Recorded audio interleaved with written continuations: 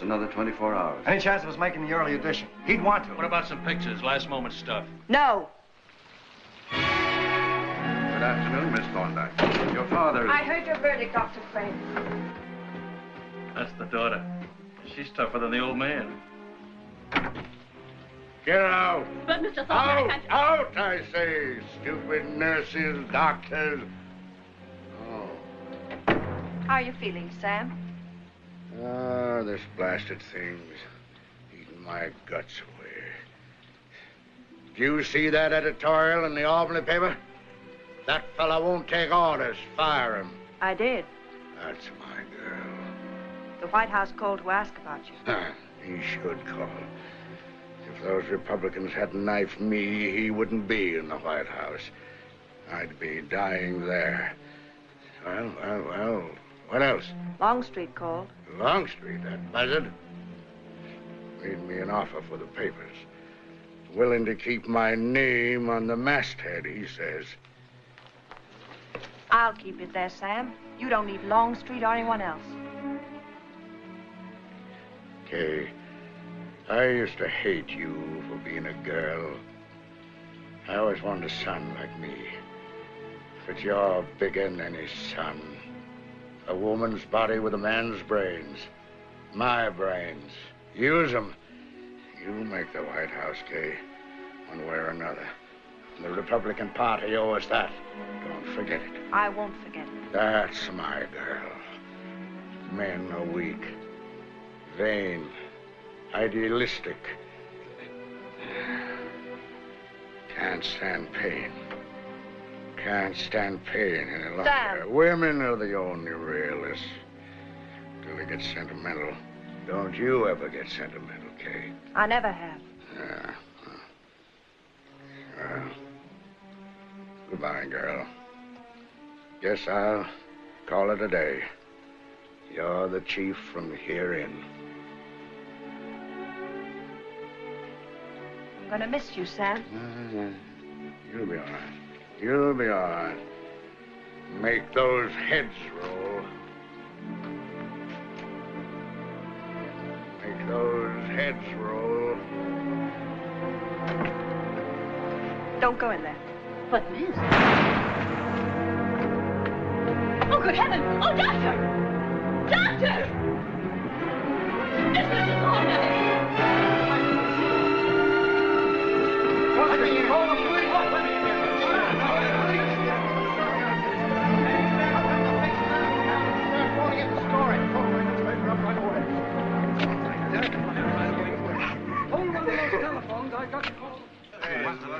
Congratulations. Congratulations. Wonderful. We are very happy.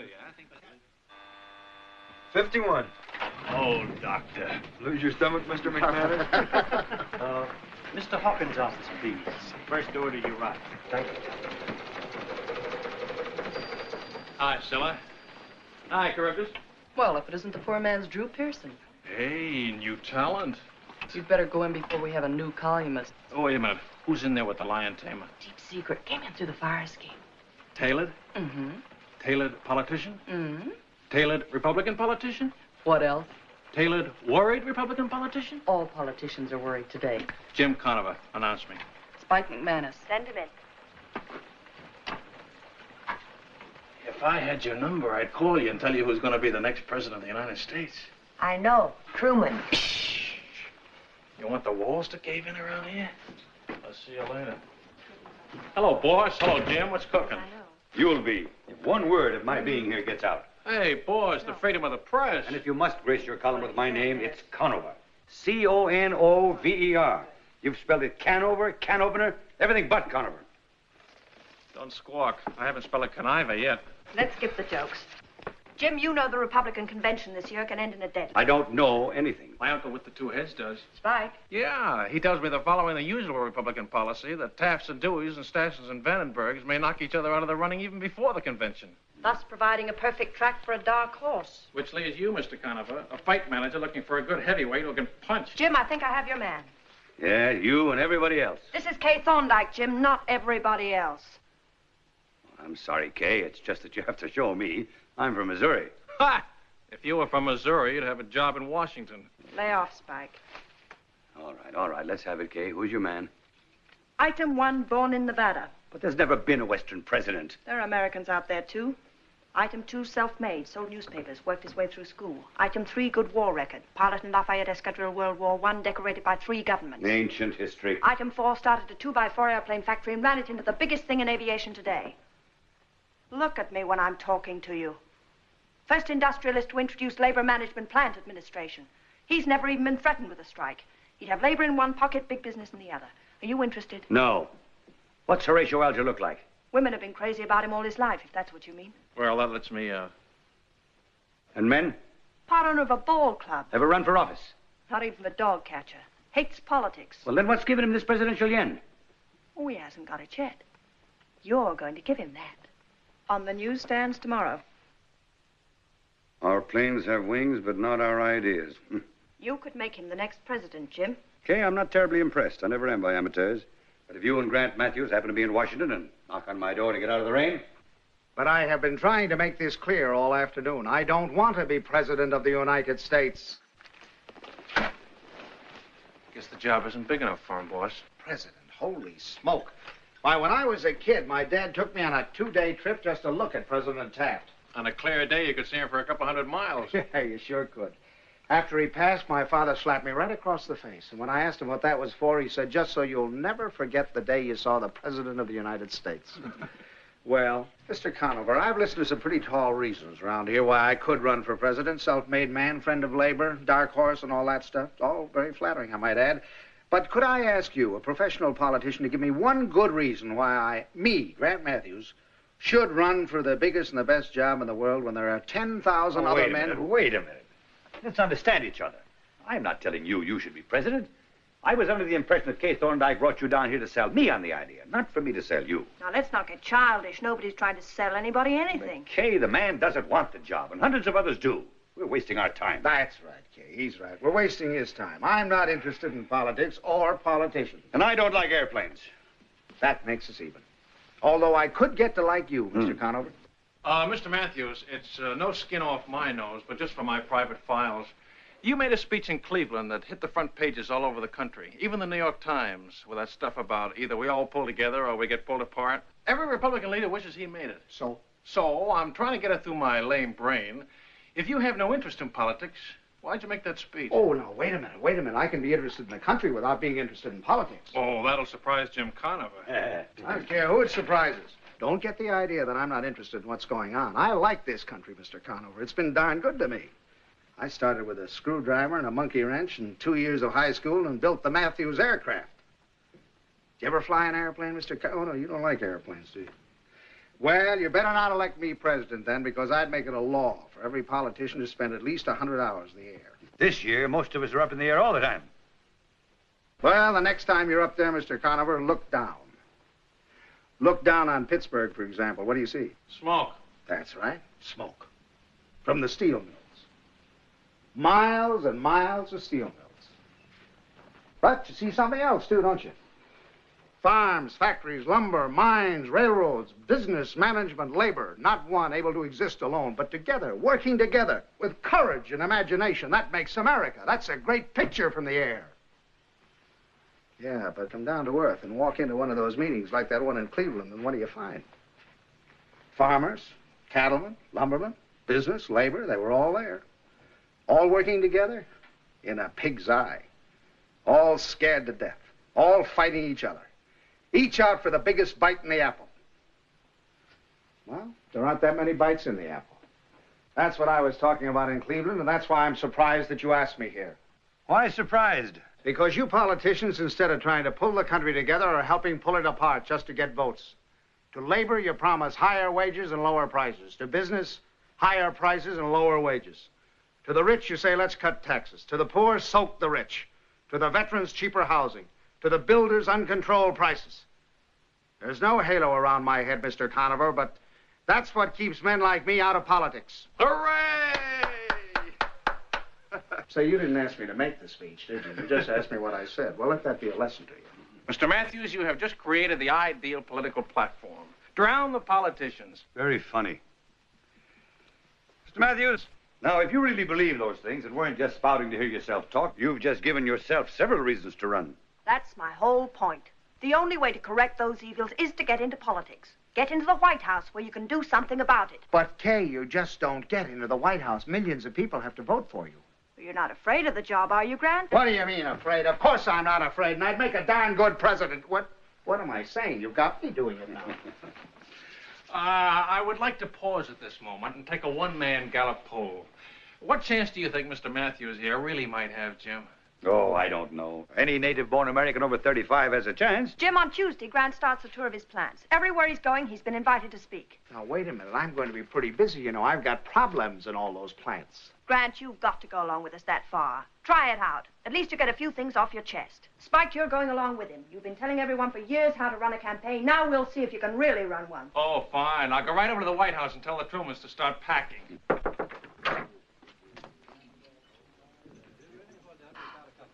Yes, Nora? What is it? Nora! Do you know a man named Mac? Mac who? He's calling from New York. He just said to say Mac. Oh, Mac. Hello. Yes, I've been waiting to hear from you. Oh? Oh, wait a minute. I'll take this call in another room. I'll hang up as soon as you're on. Do you mind? Spike has a little Drew Pearson blood. I thought it was agreed we're all going to trust each other. Only when we're in the same room. Say, Jim, I've been Just waiting a minute, for you. Congressman. I've got a call to answer. I don't get this.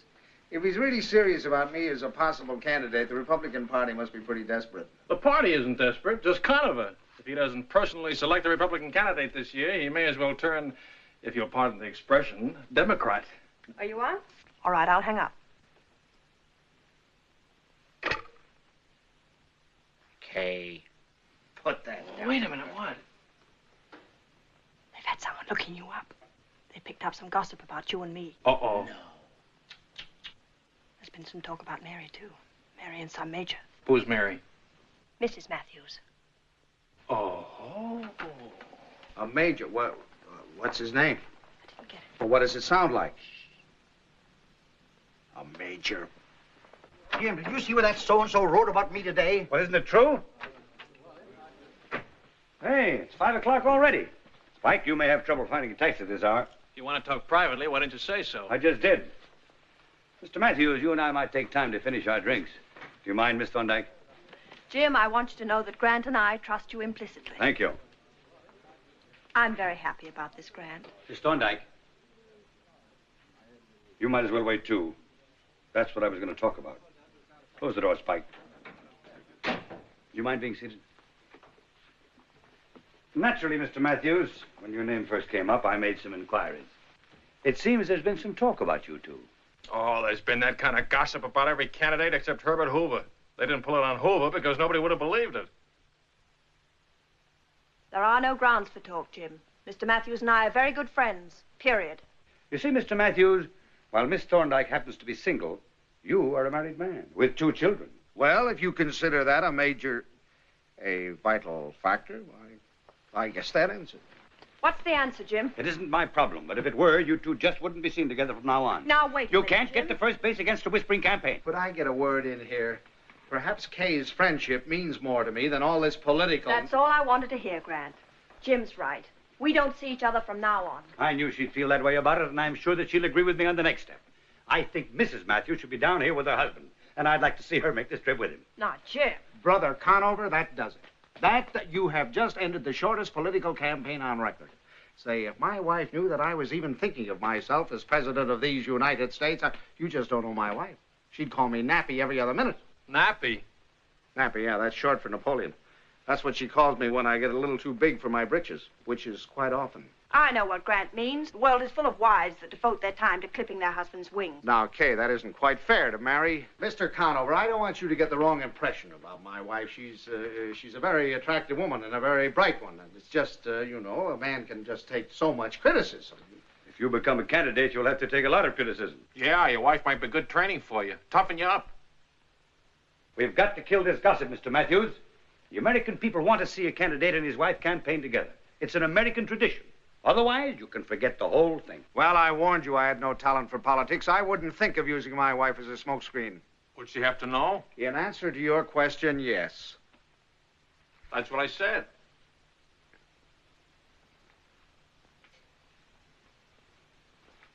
You know, I haven't quite made up my mind about you. Mr. Conover, I'm going to tell you something. As things now stand, I'm not too sure that my wife would go out and have dinner with me, much less make a trip like this. But I still say I would have made a darn good president.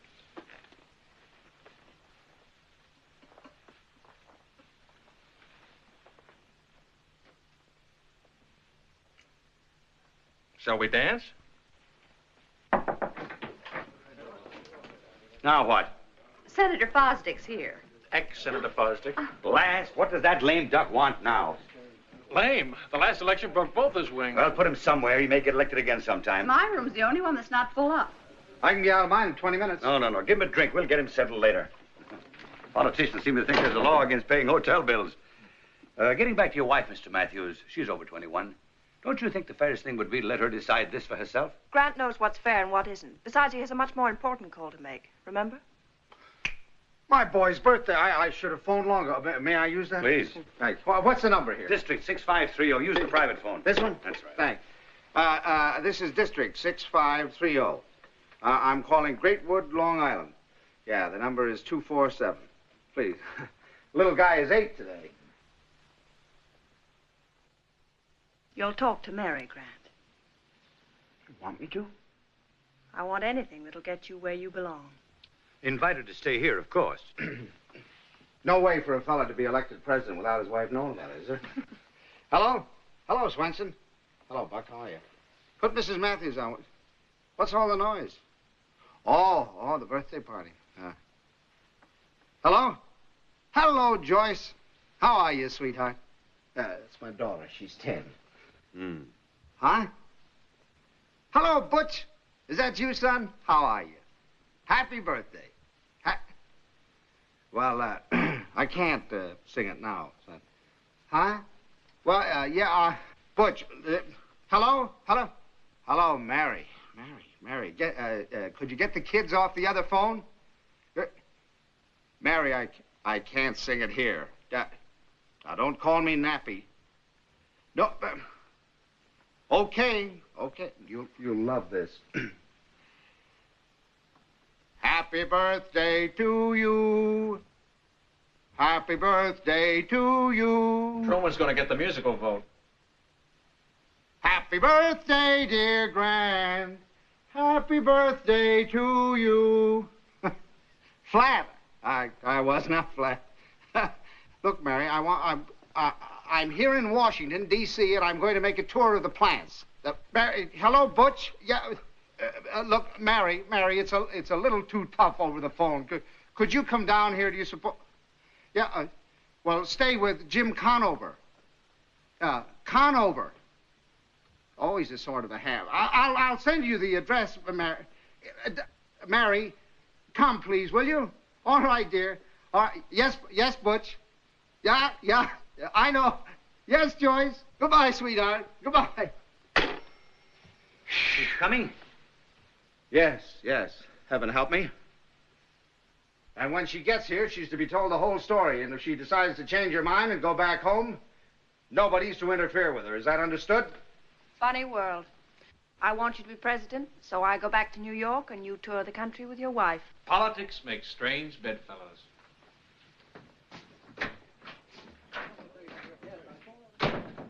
Come in. Hello, Grant.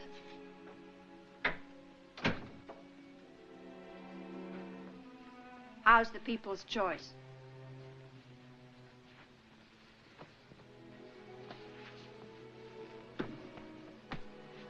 This fantastic notion had me thinking about myself so much, I forgot there were others. Just talking home on the phone did that to you? Mary and the kids can't be dismissed with a wave of the mind, Kay. Still dragging around some of those little chains, aren't you, Grant? What chains? Those little chains of middle-class morality that have kept big men down all through the ages. Nothing dragging me down, Kay. I just want everything out in the open, that's all. No more hiding in the dark. No more playing both ends against the middle. And no White House. Okay, no White House. Sounded like a pipe dream anyway. No pipe dream to me, Grant. I believe in you. I know you do, Kay.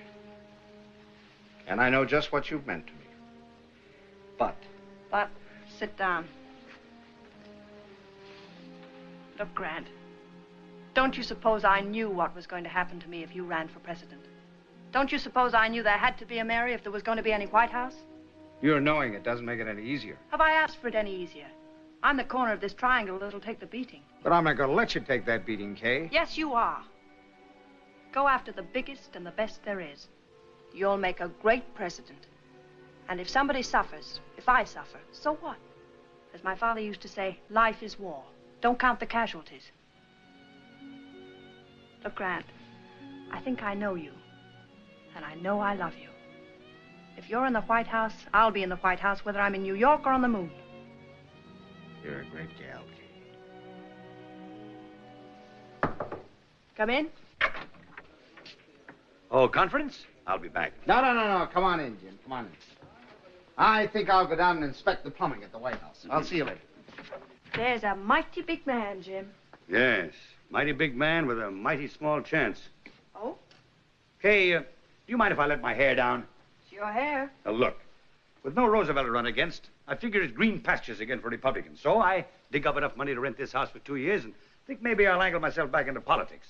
But do I get a bid from Dewey, Taft, Vandenberg, and Stassen to manage their campaigns? I do not. The Harding gang stink is still on me, they say. So this house becomes a boarding house for political has-beens who can't get on any bandwagon. Then you come along with your airplane builder. And me, the best political brain in this country outside of Jim Farley, I'm not nursing a rank amateur like Grant Matthews. A mixed-up guy who sees ideals out of one eye and ambition out of the other. A guy who hates politicians, you heard him.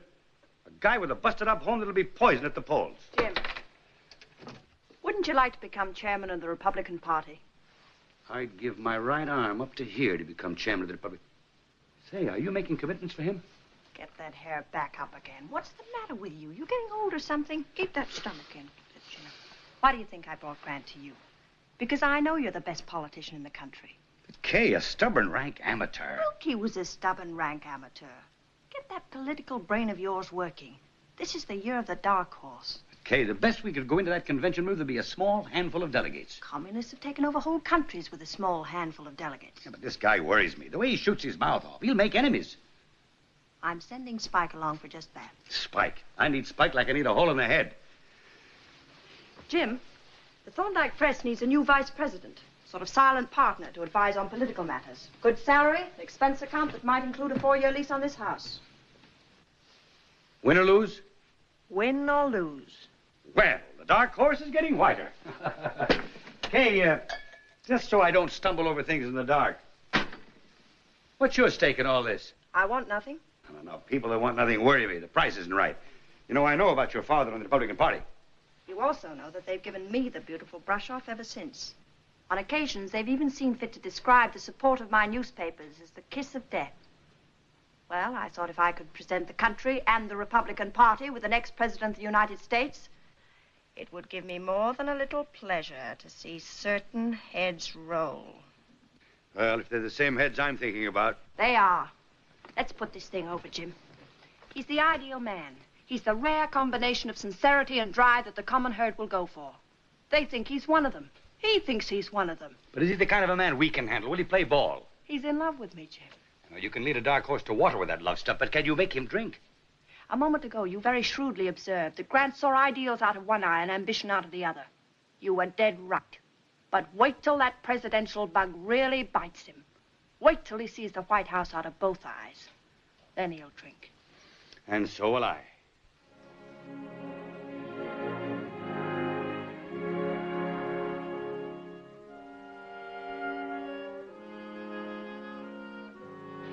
White House, my hallowed ground. Just think, all of the presidents since Adams have occupied that noble edifice. Needs painting. I beg your pardon. I say it needs painting. Needs painting? Sir, you're the kind would whitewash the dawn. What colors would you add to a desert sunset? Or to the cool green of the sea, or the blue of the sky? Does the goddess of liberty need makeup? Do you know who lives in this historic mansion? Yeah. The spirit of all those who fought for human dignity lives there. Moses, Buddha, Confucius, Christ, Paul, St. Francis, Thomas Aquinas, Roger Bacon, Joan of Arc, Martin Luther, Plato, Homer, Dante, Shakespeare, Michelangelo, Pasteur, Newton, Galileo, Edison, Franklin, Lincoln, Washington, Jefferson, Crispus Attucks, Lafayette, Garibaldi, Bolivar, Kosciuszko, the martyrs, the saints, and the poets. Civilizations past and present. Man's whole history, his evolution from worm to animal to Einstein, his long search for God. All those things live in that noble dwelling, but I still say it needs painting. Sir, may I buy you a glass of beer? With pleasure.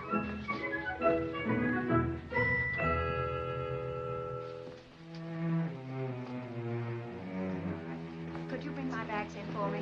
Thank you.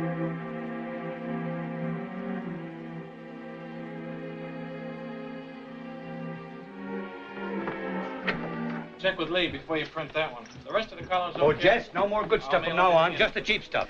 If that's a long-distance call, you'll pay for it yourself. Mr. Conover, Mrs. Matthews is here. Mrs. Matthews? Already? Oh, Jim, don't faint now. But what if she won't make this trip? She's got to make it. Jess, the good stuff for Mrs. Matthews, and put a bottle of champagne on ice. Yes, sir. Where'll I put her? Put her in Mr. Matthews' bedroom. And take care of her bags. Remember that phone call's on your own. I'll mail everything in from now on. Right.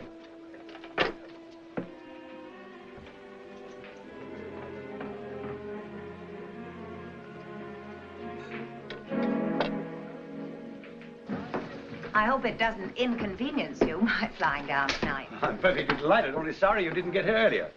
Oh, Spike, this is Mrs. Matthews, Mr. McManus. Oh, the writer.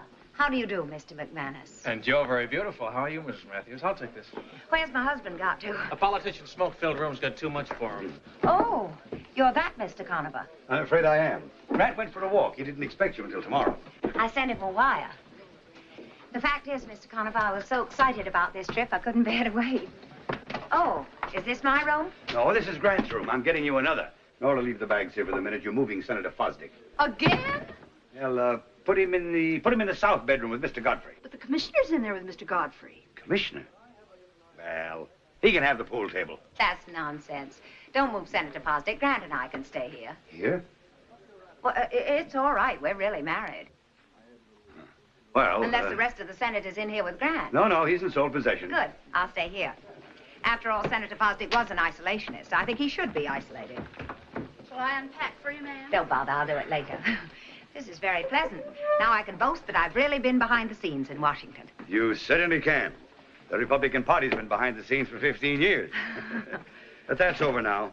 We've won Congress, and there'll be a change in the White House after the next election. Has Mr. Truman heard about this?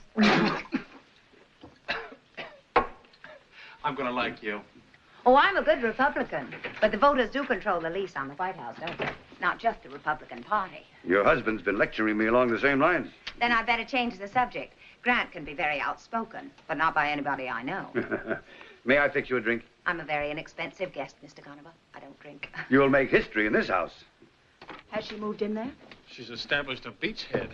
By the way, tell Jim it's all right to convince the world there's nothing between me and Mr. Matthews, but not to bother about convincing Mrs. Matthews. I thought that was the idea. Be naive, Spike. I want her against me. I want her fighting for him.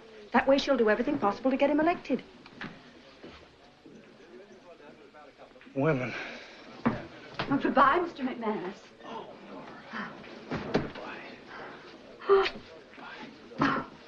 Oh, thank you.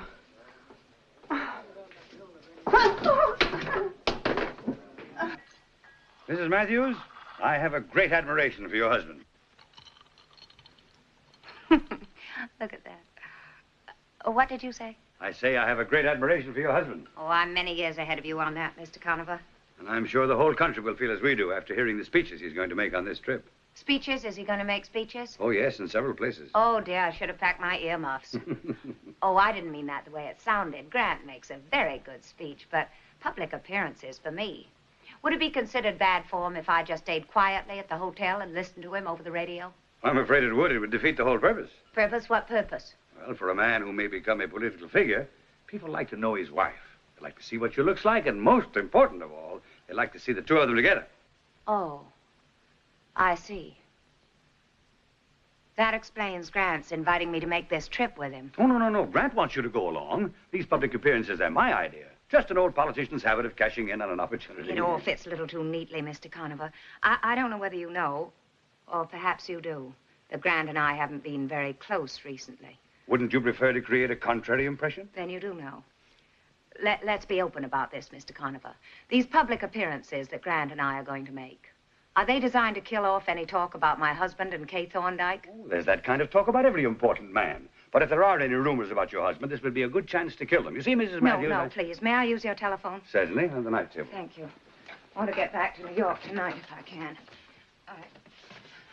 Airport. Executive 2345. Thank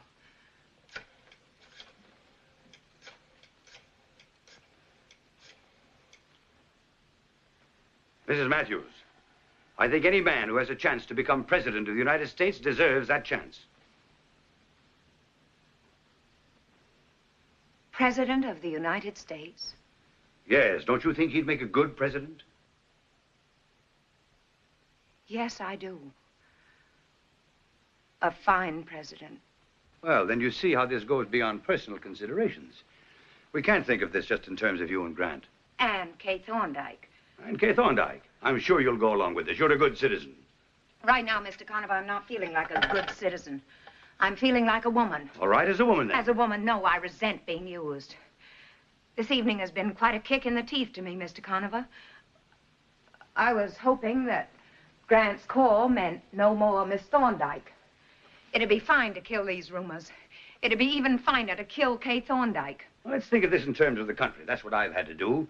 Frankly, Mrs. Matthews, your husband is not the answer to a politician's dream.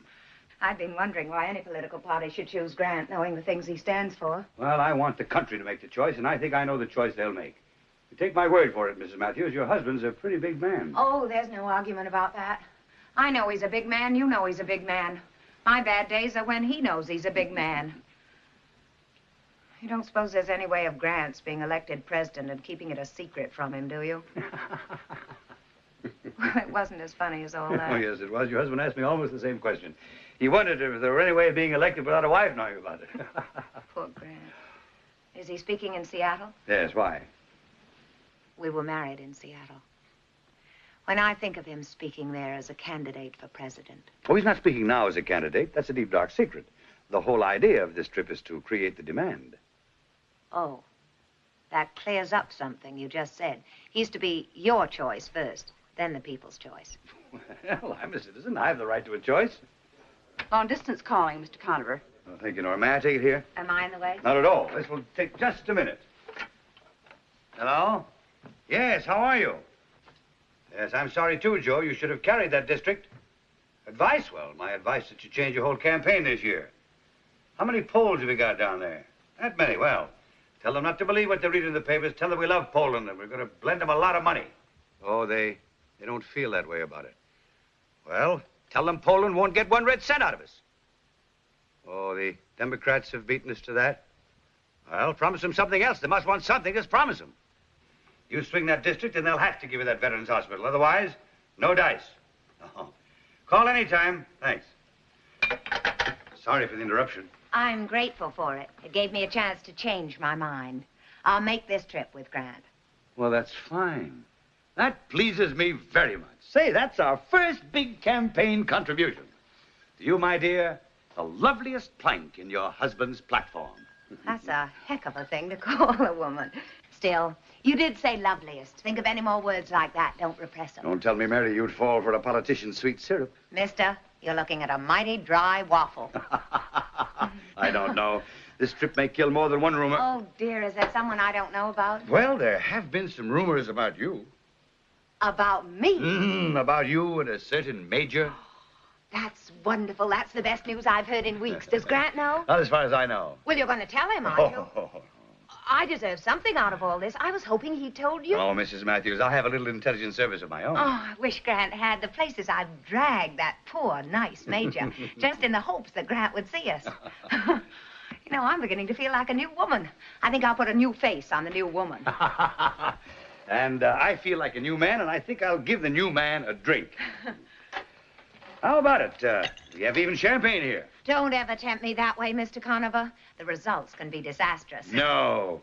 Has Grant told you we haven't seen each other in nearly 4 months? No. Our last encounter was something to remember.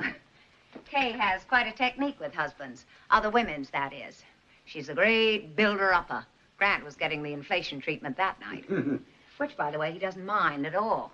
So I inflated myself a little, too, starting with martinis. And told her off. Off and out of my house. I played right into her hands. I acted like a fishwife. It's the olive in the martinis. That's what does it. No, things were simmering before that. Grant needs a lot of room to stretch in. He likes to get up on those mountaintops and slap the hurricanes down. He can do it, too. He began to feel that I was sort of small potatoes and holding him back. I was, I guess. I'm a sort of a cozy corner person, Mr. Conover. I like those quiet valleys. I'm afraid I even have a weakness for small potatoes. I've got 2 wonderful ones at home. Yes, happy birthday. Well, there we were. Grant had a bad case of the mountains, and I became stubborn about small potatoes, and she stepped into the picture as the beautiful mountain guide. Now I have no way of knowing how far things have gone. How do you mean? Oh, there are 3 stages in a man's, whatever you want to call it, to Kay Thorndike. First, he follows her with his eyes, then with his feet, then on his knees. My trouble is I don't know whether Grant is still in stage 2 or whether the boat has sailed. Jim! Mary gets in tonight, Jim. I got this telegram downstairs. Hello, Grant. Mary, for what? I didn't expect you until tomorrow. I couldn't bear to wait. I'd have met you. How are you? Fine. You look fine. Well, I'm certainly glad you came. I got a lot of things to tell you. Have you got a room set up for her yet? I'm in here with you. In here? Mr. Conover, Governor Dunn has just arrived. Ex-Governor Dunn. That old windbag didn't even carry his own county. Where am I going to put him? He snores, too. That's an occupational disease of governors. Grant, I couldn't wait. I told Mrs. Matthews all about it. Well, I'm awfully glad you came. I said that, didn't I? How are the kids? Fine. Anxious to see you. Same here. Well, why don't you laugh? You should. Why, Grant? I've just been for a walk. You know, it's a funny thing, Mary. I've been in Washington 1,000 times in the past few years. But I never really saw it until today. It isn't a city, it's an atmosphere. It's alive with giants. Washington, Jefferson, Lincoln, Adams. Giants, Mary. I'm not in their league. I'm for you, Grant. I think you'd make a wonderful president. You really mean that? I never meant anything more. That's the nicest thing you could have said. It isn't only that you've got the brains for it. The important thing to me, Grant, is that you've always tried to be honest. Tried to be. Oh, you've cut some corners here and there just to get where you wanted to. But I will say you've always had the decency to be unhappy about it. Yeah, with a little help from you. And don't call me nappy. Yes, Daddy. I want you to know, Mary, that I, felt a little bit of a heel asking you to make this trip at all under the circumstances. And I told Conover that it was entirely up to you, that I wouldn't in any way... It's all right, Grant. I made the decision myself. You know, Mary, you deserve something better than me. Well, I guess I better get out of these. I'd better see Jim about getting me another room. Haven't you heard? Even the pool table's booked. Oh, I guess I can find a room in a hotel, all right. In Washington? Grant? Grant! Huh. We should call the kids tomorrow. Yes. I'll call them around dinner time, then I can talk to both of them. I had Buck pack some of your fishing things. Oh, wonderful. Thought maybe when we were in Seattle. Yeah, fine. Might be able to run up to Victoria for a couple of days. We haven't been there since our... Not since our honeymoon. Yeah, that's right. Which of the plants are we going to first? Oh, Minneapolis. Oh. What are you speaking about there? Well, I'm not going to speak there. That's Stassen territory. Conover thought I might just stir up trouble. Uh-huh. Good politics, I suppose. What other decisions has Conover made for you? Now, wait a minute, Mary. I made that decision. I'm making all the decisions. I've told Conover exactly where I stand. Say, the American people today face too many problems. Grant. Huh? Take it easy. I'm going to vote for you. No, wait a minute. I want to straighten you out on this thing, too. Yes? Oh, could I turn the bed down now? Yes, indeed, you may. When you're ready for breakfast in the morning, just press that buzzer. I'll have it right up. Thank you. Well, I've got a pretty tough day tomorrow. I'm sorry to be so late with this. All right, I'll help you with it. Thank you. Just as I started up, we got another guest. Gracious. Where did you put him? Well, he's on a cot in Mr. Conover's room. Oh, dear, that makes me feel very guilty. Oh, don't you worry, Mrs. Matthews. A cot's good enough for most of them. They just come down here to get something out of Mr. Conover. Why, Nora. Oh, not the people we put in this room. This room is for special guests. We even had a Democrat in this bed one night. Oh, dear, I wish you hadn't told me that. Oh, he wasn't a Roosevelt Democrat. Oh, did he leave these as a souvenir? Now, how did those get in here? That Miss Thorndike hunted all over for those. Miss Thorndike? Yes, she forgot them when she left tonight. Oh, I know what 'tis to be without glasses. I'll mail them right back to her. You wouldn't know her address, would you, ma'am? Are you sure these are Miss Thorndike's? Yes. They're them Chinese kind. See? What some women won't do, won't they? Yes, won't they? Mr. Matthews will know the address. Grant, can you come out here a minute? Nora needs some information. Oh, yeah, sure. Yeah. Nora, what can I do for you? Oh, Miss Thorndike left her glasses. I just wanted to know where to mail them back to her. 1276 Park Avenue. Would you like me to write it down for you? No, I can remember. 1276. 76, that's for the year of the Revolution, and 12, that's for the 12 Commandments. Well, good night. Good night. Now, how do you suppose those got in here? Why did she leave? We could all have had a lovely weekend here together.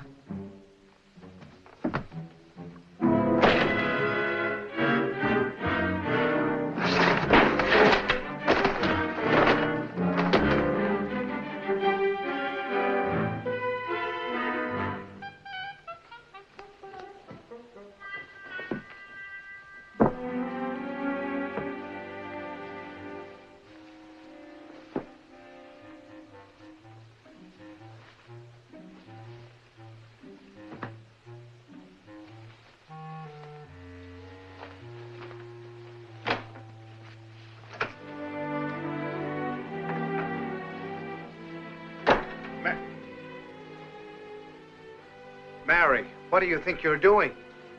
Mary, stop that nonsense and make up this bed again. Now, hang it all. Look here, Mary. I'm not going to have you do this. You wouldn't get one wink of sleep down there on the floor, and I wouldn't sleep lying up here worrying about you. Good night, Mr. President.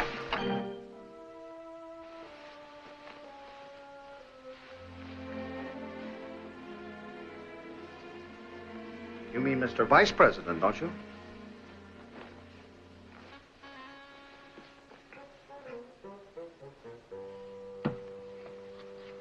Now, look, fellas. We put this bird across, and you know what it means to us. We got to work fast, but we've got to be smart about it. Now, here's a list of guys who are sore and might play ball. Pluckner. You feel out Pluckner. He's committed to doing. Only the second ballot. He'd back Stalin if it cut the governor's throat. Just a minute. Okay, Jim, there's your long-distance call. You work on that angle, will you? Hello, J.L. Is your group committed yet? No, now quit worrying. I've got the man, but I'm not ready to announce his name yet. He's brand new. Hates politicians. What? For those few measly Arizona delegates? I should say not. Okay, you'll hear from me.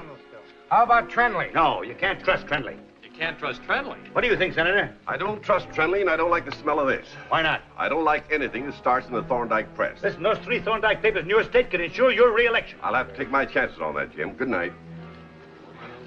How did he get in here? He's honest. Let's forget about him now. What about Sylvester in Philadelphia? Fine. Good man. Good. What's so funny? I was just wondering how the floors are in the White House. Oh, I'll take the floor there. I know my place. Grant, are you still in stage 2, or have you made stage 3 now? What do you mean? Never mind. Do you want a divorce? Do you? That's not fair. I asked you first.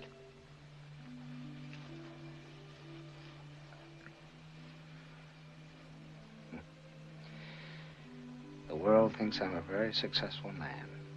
Rich, influential, happy. You know better, don't you, Mary? You know that I'm neither happy nor successful. Not as a man, a husband, or a father. You want to know something else? I'm glad I'm down here on the floor. It's where I belong. I knew that tonight when we started to talk about going back to Victoria. Mary, you won't believe this, but I don't know how those glasses got in here. But I'm glad you found them. I started to tell you it was Kay brought me down here, but I lost my nerve. I guess I was afraid it would send you home.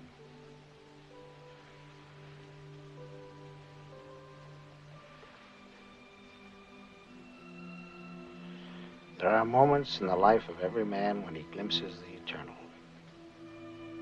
You read that to me, remember? I've had moments like that, Mary. A couple of them. When I was up in a plane alone. Moments when the earth and the sky and the plane and me all seemed to fuse together into something that would live forever. And I had a moment like that today, Mary. When I was alone with all those great men. They were happy men, Mary. Do you know why? They had a cause.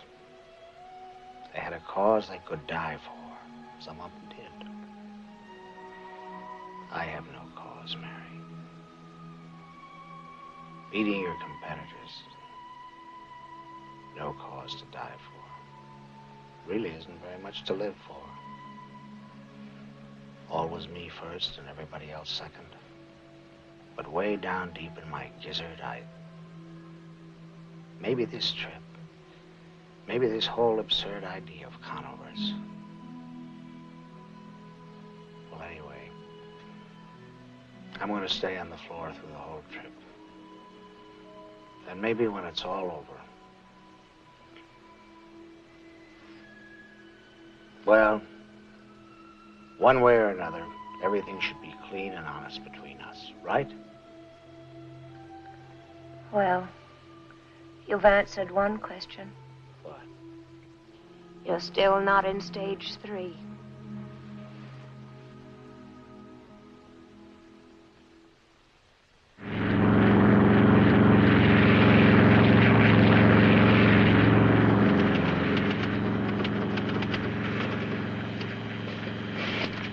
There, mon cher, Monsieur Matthews, is something to gladden the heart of every citizen west of the Rockies. What is it? The Seattle speech. A masterpiece of rhetoric, if I do say so. Who's going to make it? You are, of course. Oh, really? I thought maybe the setup had changed and that you were the candidate. No, I'm saving myself for 52. Yeah, well, you better save the speech, too. How do you like that? What do? Just sit around here with egg in my face? I'm the expert that keeps you from climbing out on limbs. That's where the big red apples are. Where? Out on the limbs. Mama. All right, if you don't want to be president. You just line up the babies for me to kiss on an obvious cinch. Well, that reminds me, do I know any babies in Seattle?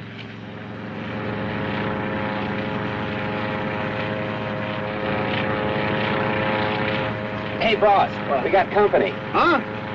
Oh. Joe and Rusty. Joe Crandall, manager of our Cleveland plant. He's a wonderful guy. Just flew up to see us.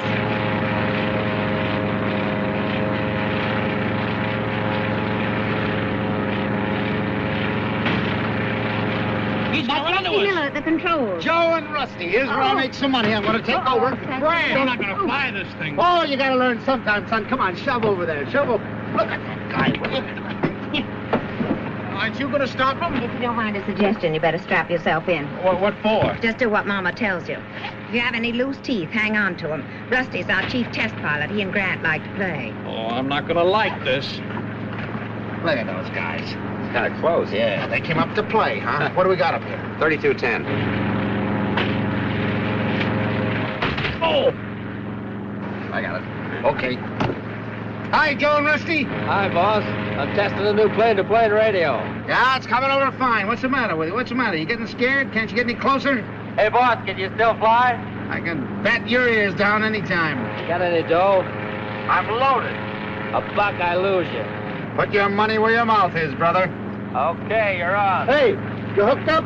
Oh, yes. Hang on.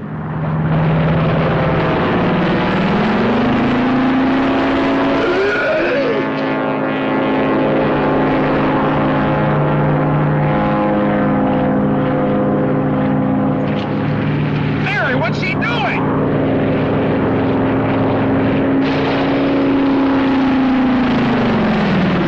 You better stay away from me. I'll cut your tail off.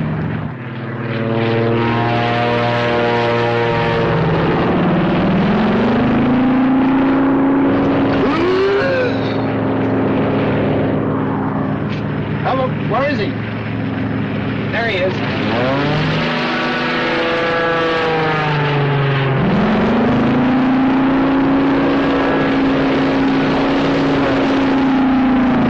If your husband must have a hobby, why can't he play the piano like any normal president? Come on, Rusty, do something. Oh.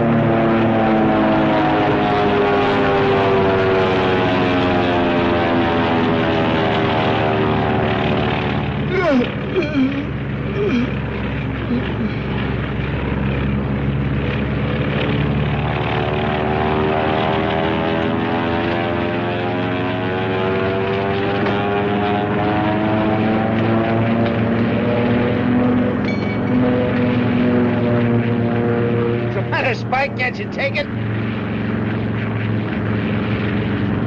Kid, you're in a rut. You're running out of stunts, aren't you?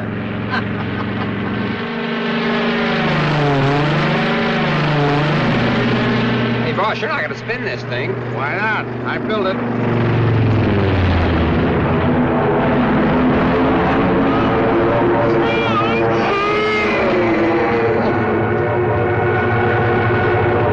Hope the wings stay on. So do I.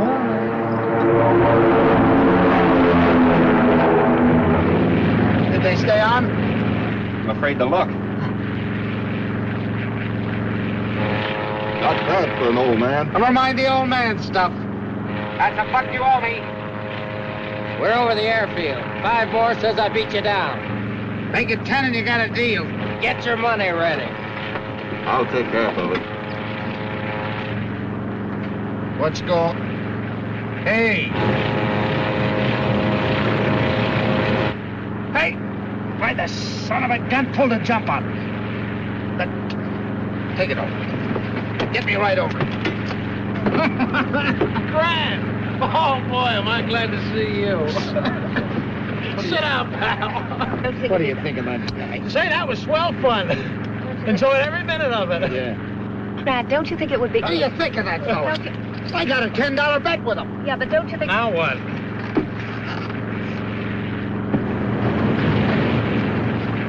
Coming over. Cut down that left engine. Give my love to Conover. Brad! There, he fell out! You happen to notice, was he wearing a parachute? Oh, parachute?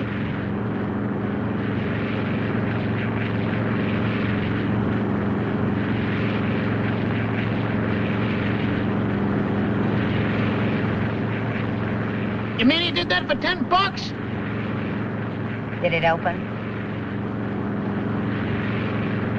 Did it open? Did it open? Yeah, it opened. Well, we're a cinch to get the snowball vote.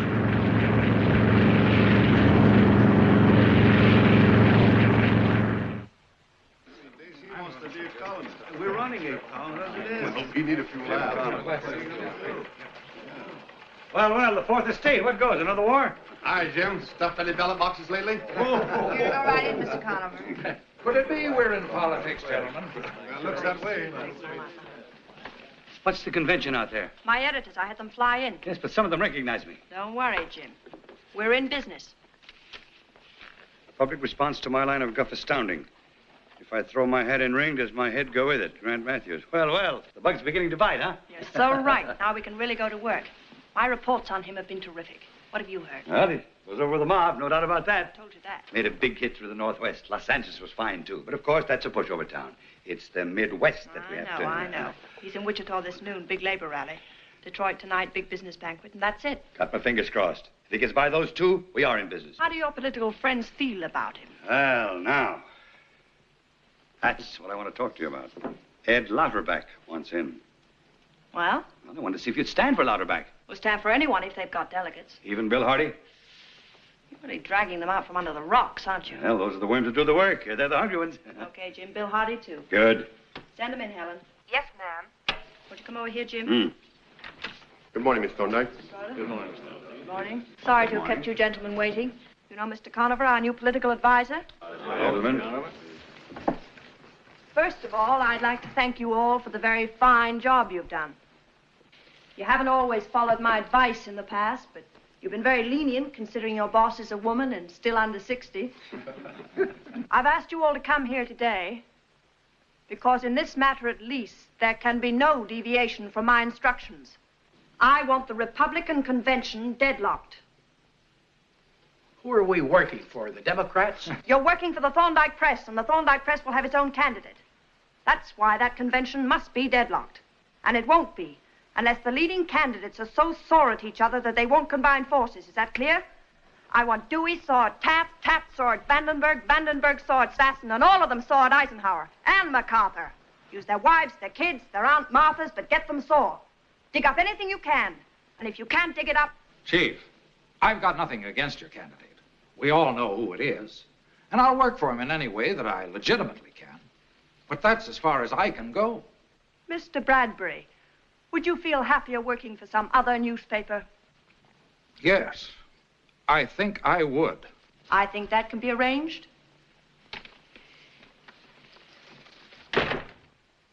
Anyone else? Now's the time. On this issue, I'm quite prepared to replace all of you.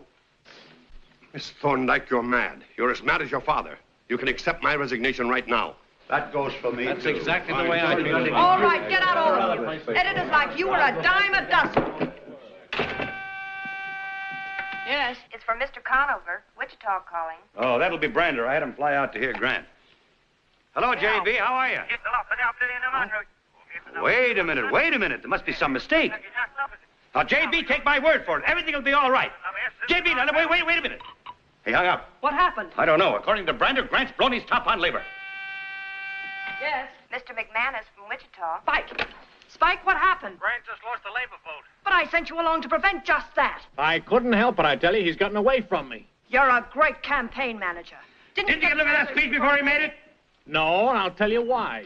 I touted him off that labor stuff in Denver. She knew he'd change his mind and started throwing those harpoons into him. You mean he's white? I don't mean his Aunt Tilly. You sent the wrong dame on this trip, that's all. And I talked him into taking her along. What's he talking about in Detroit tonight?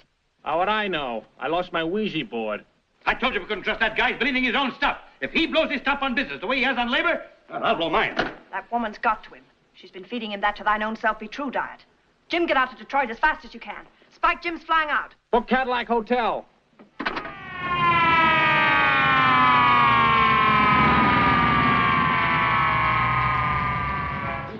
Got it? Say, is it true you're seeing him in the station here? Thank you. Any comment on the editorial in today's free press, Mr. Matthews? Mr. Matthews, what's the main point of your speech? I'm very sorry, boys. We're way behind schedule now. You can see Mr. Matthews after his speech tonight. Yeah, but fine. You need a shave, don't you? Oh, my feet. Oh, my ears. Those police sirens. No more motorcycle escorts, Spike. We might kill somebody. Okay, I'll arrange that for you on the way to the banquet. Where do you want these? Barry, pick your room. Wonderful country. You have to take the police along to break the speed laws. This is a nice room. You can put those in there. This is 2419. Send up a barber right away, will you? Mary, look at these. Those can wait. In 1 hour, you're on the air coast to coast. You have to eat, dress, shave, and interview most of Detroit in the meantime. Oh, these are wonderful, Grant. All about the Wichita speech. Yeah. You never had anything like this before. Mm-mm. What do you want to eat? Anything but chicken. Yeah, look, pin feathers. Hello, room service? Hey, babe, what's with the service? You'll get your box of candy. Well, there's somebody who didn't like it. Who's that? Executive Secretary, Local 301. Ah, I turned on the radiator and opened the window. Oh, all right. Thank you, son. Thank you. Hello. Room service? Thank you. Hello, this is 2419. Will you rush up 3 hamburgers, please? Oh, wait a minute. Onions? Onions? No. 1 with onions, 2 without. Grant, who's Madman Muntz? Don't you know? I'm expecting a lot of people to come up to see Mr. Matthews. Will you shoot him up to the 24th floor, parlor B? You tell him to wait? Right. Want a barber? Not at the moment. Yes! Oh, for Mr. Matthews. Come in. Good evening. Mary, good evening. Mary, did you see this? Matthews' obvious presidential timber. Did you read that? Oh, Mr. Matthews. I knew that Wichita speech would ring the bell. Yeah. The kid here tried to talk me out of it. Dream on, McDuff. I told you not to be afraid of shooting the works. That's the way they want to hear you talk. Wait till you hear me on industry tonight. I'm really going to let loose. Oh, Grant, let's not stop. Let's keep going. Let's do it all over again. You want to know something? I think this trip's agreed with you. How do you... You have no right to look so pretty, a woman of your age. Oh, Grant. Do you know, when you were standing at the airport in Denver, I had the strangest sensation? What sensation? Mr. Matthews, I represent 800 members of the League for the Abolition of Taxation. The government should earn its own money, like the rest of us. Yes. Abolish taxation. Thank you. There is no justice in this thing, I say. There is no justice. Looks a little like your brother Dick. Oh.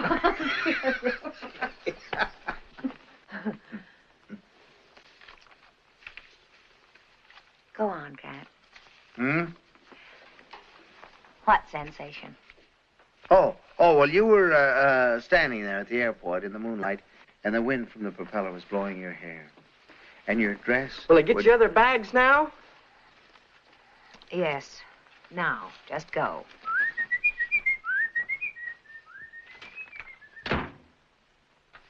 Go on, Grant. Go on with what you were saying. Where was I? Looking at her with the wind blowing her dress, man. Well, that's the end of that. I should have married a barber. Mary. Mary, what I was going to say to you is this. Hey! You should be getting dressed. People I coming... love you, Spike, but sometimes I wish you'd drop dead. Too late for apologies. I could sleep for a week. Matthews' obvious presidential. That's a no solution. I beg pardon? That's no solution. What's that? You, making you president. You got a better solution? Yeah, my wife, she got it. Your wife? Sure. Last night, she say, Pasquale, all of the men and all of the governments and all of the world should be put in jail. I says, Maria, what for you talking like a comunista? She says, shut up. Do you know why we got no peace? Because we got no woman in the government. She say, put the two roosters together. What happens? Roosters got no brains, they fight. Put a 15 roosters together, what happens? 15 fights. But put a 15 hens together, what do you got? 15 eggs. Fight in a Congress, she say, fight in a London, fight in a France, a fight here, fight there. Why? No hens in the government. So you want to become a president. That's no solution. Your wife. Ah, that's a solution. Oh, my nutshell.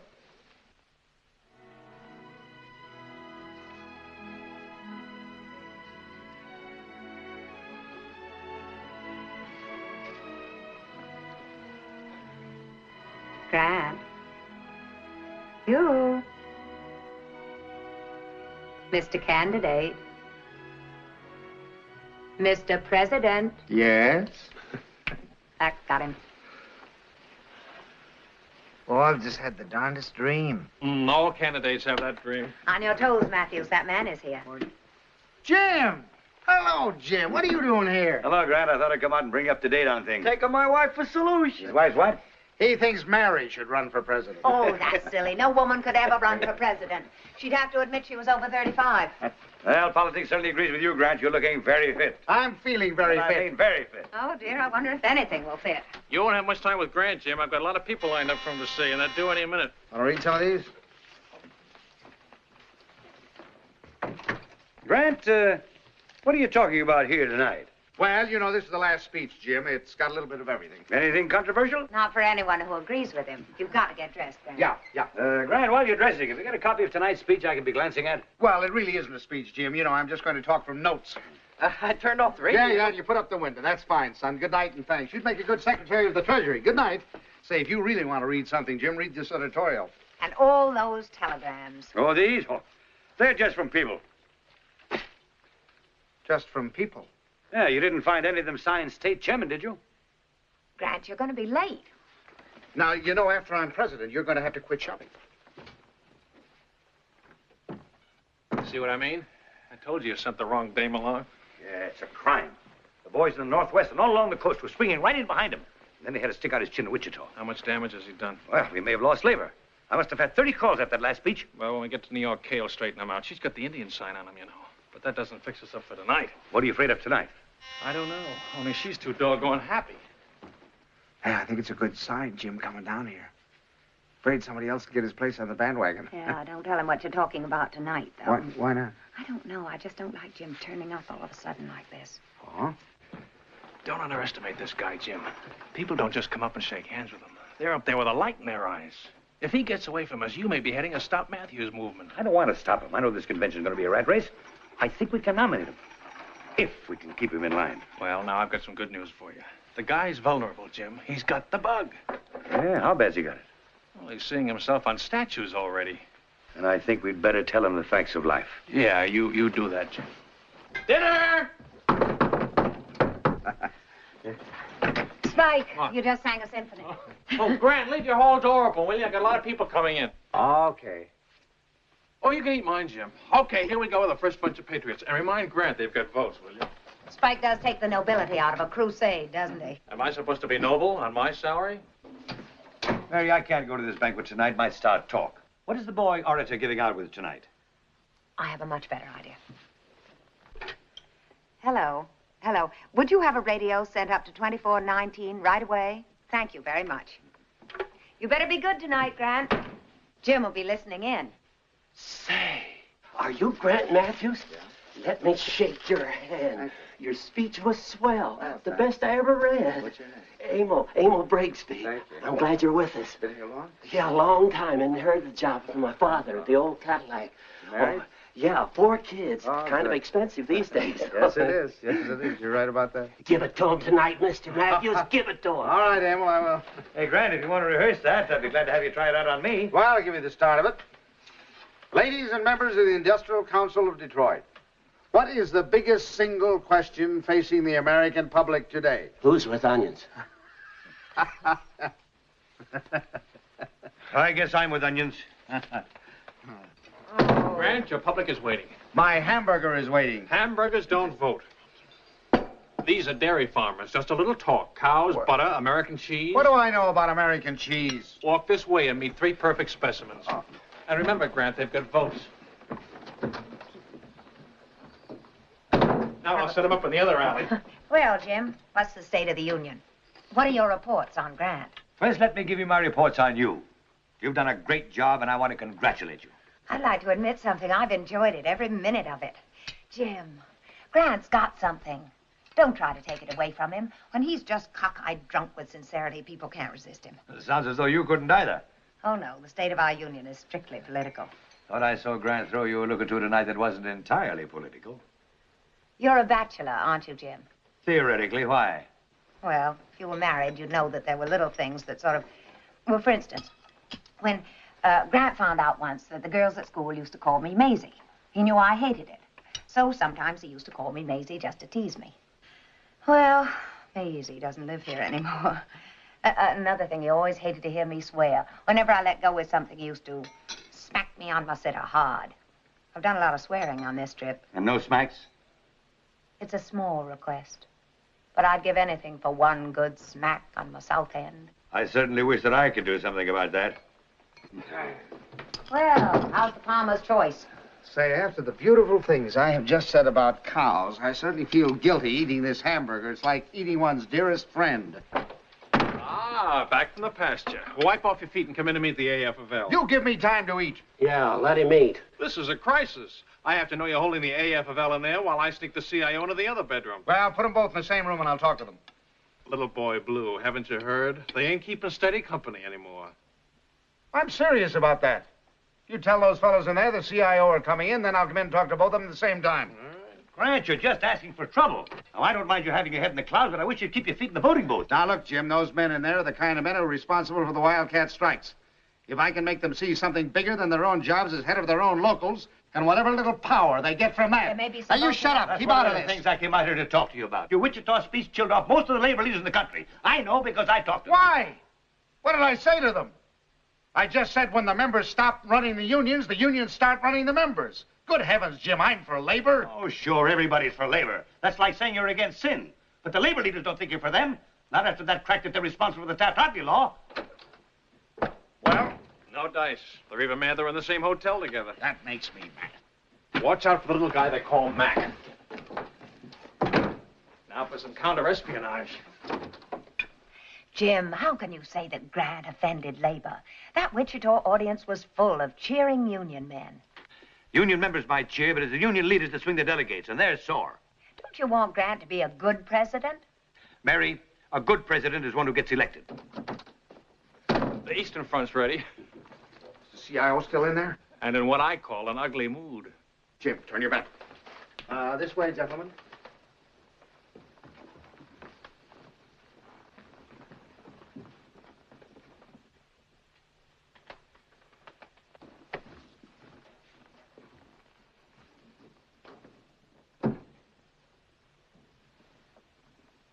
You know, Grant might be able to unite the United Nations. Open up in there. Open up there. Where is that Grant Matthews guy? Who are you? Well, my name's Sam Parrish, chairman of banquet committee, bosom friend of Grant Mary. Sam. Bless your heart, you're just as pretty as ever. I could eat you with a spoon. Why, Jim Conover, you old son of a gun. Hiya, Sam. What are you doing here? Now, take it easy. You're the only man in Detroit who knows I am here. Say, can't you wait outside somewhere, fella? Oh, excuse Well, me. what's going on here, anyway? Say, done it, I might have known. Jim, you're psychic. I was all primed to come to Washington to sell you the idea we need a businessman like Grant in the White House, and you beat me to it. Where is Grant? That's a date, Sam, and bring cash. Sam. Grant! When the walls started to shake, I knew you were here. Still alive? Yeah, I'm still alive. So are they. As a matter of fact, the AFL just invited the CIO to have a glass of beer. Under whose jurisdiction? The Midtown Bar and Grill. Have you got everything ready for tonight, Sam? Ready? Why, there'll be more money per square inch at that banquet than there is in the mint. Mary, you go right home and start packing. You're moving into the White House. I never was so happy in my life. Looks like our turn's come again. Wait till you hear my speech tonight. You may not be so happy. What do you mean by that? Last time I was in New York, Grant and I had a knockdown and drag-out fight about tax reduction and inflation. Is that what you're talking about tonight? Oh, you know, Grant talks like a radical, but any man's made as much money as he has a good, sound American. Well, see you later, fella. Tell you what, take another good sock at labor tonight. You'll make a real hit. Doggone it, Mary, I'll be telling people I knew you when. Who are you? Well, my name... Let me out of here. Hey, wait, they're going down? Mary.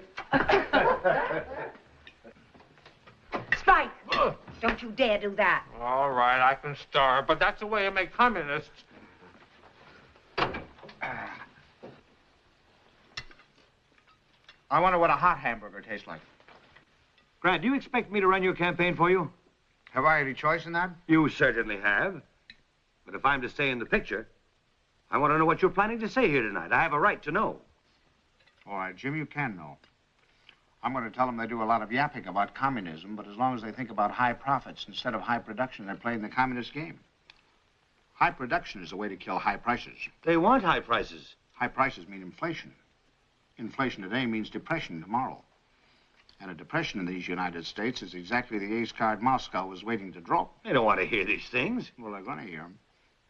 They're going to hear that capitalism itself is being challenged. If it doesn't survive, it's because men like themselves haven't the guts and the imagination to make it survive. You can't talk to that crowd this way. You'll antagonize them. All right, so what? So I'll antagonize them.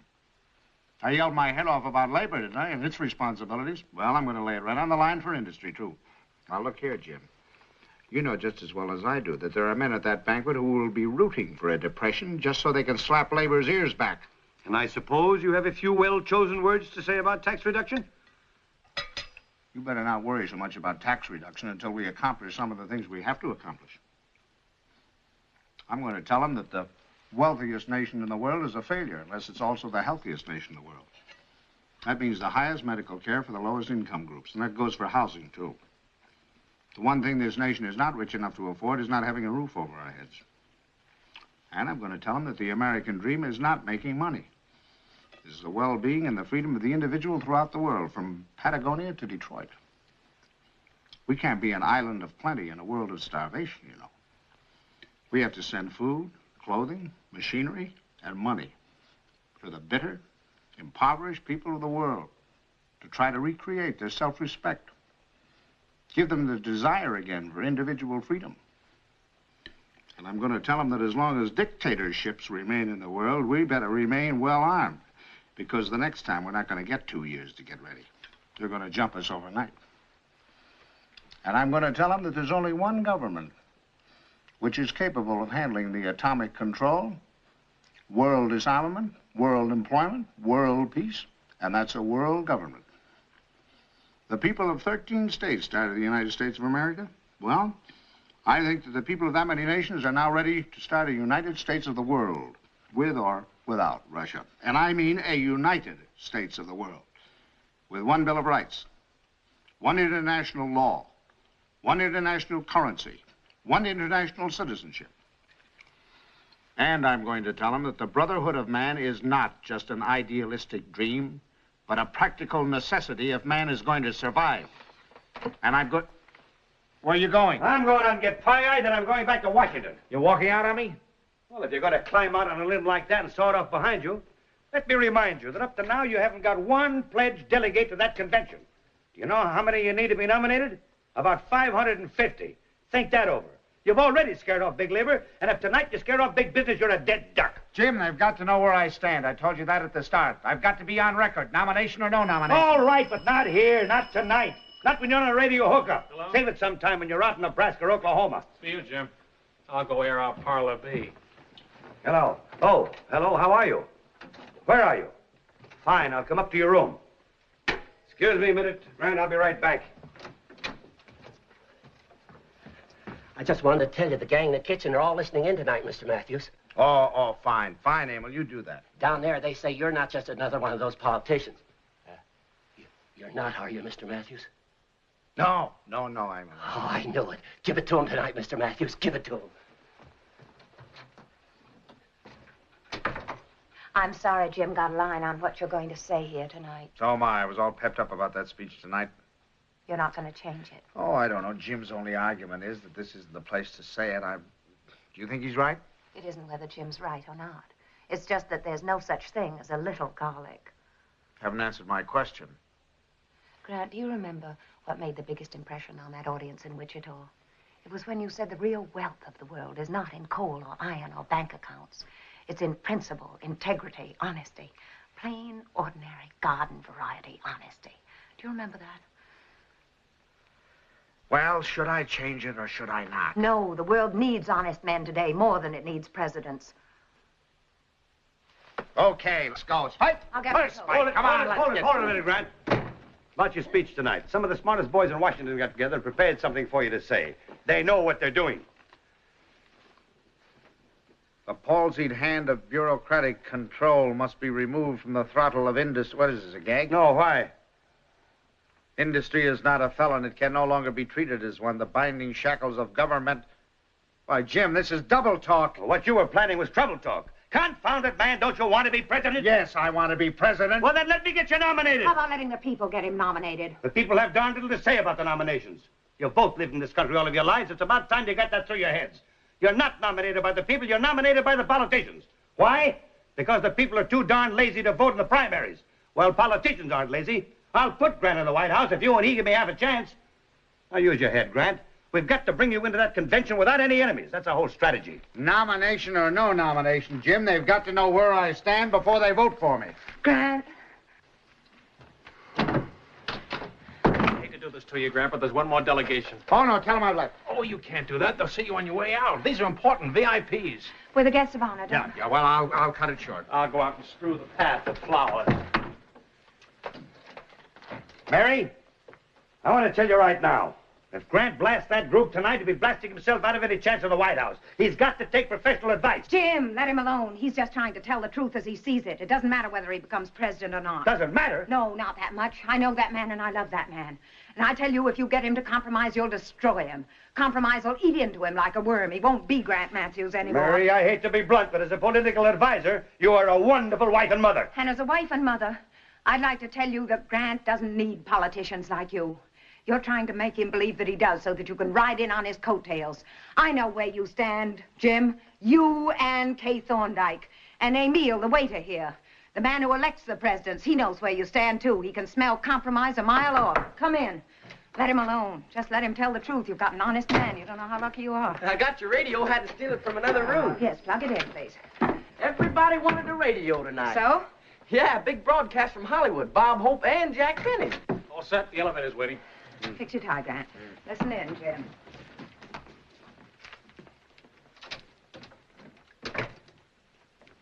My bag. My bag. What's Where's that my in your bag? hand? Oh, that's my bag.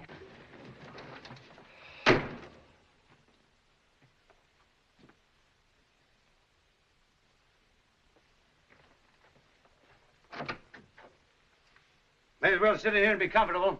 I have a radio.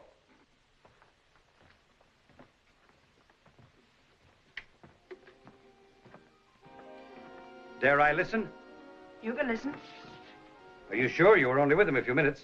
And Mary's had weeks, I know. It wasn't hard, Jim. All I did was to tell him the things he wanted to hear. But there is one question on his mind you'd better have the answer for. What's that?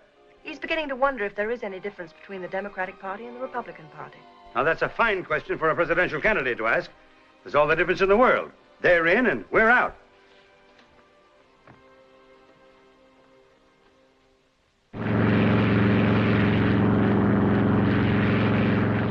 Well, this is more like it. These telegrams aren't just for people. You see what that speech did?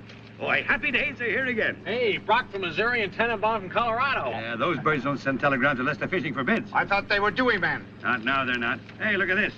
Ed Lauterbach wants to talk turkey. And puts the farm block on our team. 30 delegates if it means one. Look here, Mary. 2 state and 7 county chairmen. Not just from people. Now, look, Mary, I don't want to hear any more about that speech last night. These telegrams prove that Jim is right. He knows what he's doing. He's a professional. And I don't want to hear that Henry Clay routine either. He wound up being neither right nor president. Emil, the waiter, was listening in. I can imagine the look on his face. Mary, you should have faith in me. I want to be president. I know this country. I know it inside out. I know all of its simmering hates. I know the petty warfare undermining our unity, and I think I know what causes it. It's fear. It's nothing but fear. Fear of the future, fear of the world, fear of communism, fear of going broke. Why didn't you make that speech last night? Because I want the nomination. If I have to soft soap a few idiots like Sam Parrish to get it, I'll soft soap them. After I'm elected, if you think I'm going off the deep end, come and tell me. I'll listen to you. But until then, lay off. There's not going to be any then. Up until last night, you had something to say. You had courage. You had a chance. The people were for you. But not anymore. You've changed, and they'll know it. I haven't changed. Hey, boss, we got company again. Uh-oh. James, you are about to become an older and wiser man. Huh? Ask Grant if he's too old to fly. Hey, boss, Rusty wants to know if you're too old to fly. You tell Rusty I'm busy. And tell him if he knows what's good for him, he'll get down to that plant and get busy himself. Scram, fellas. The chill's on. Uh-oh. I amaze myself, but I'm disappointed. Okay, Jim, I've made my decision. From now on, it's your show.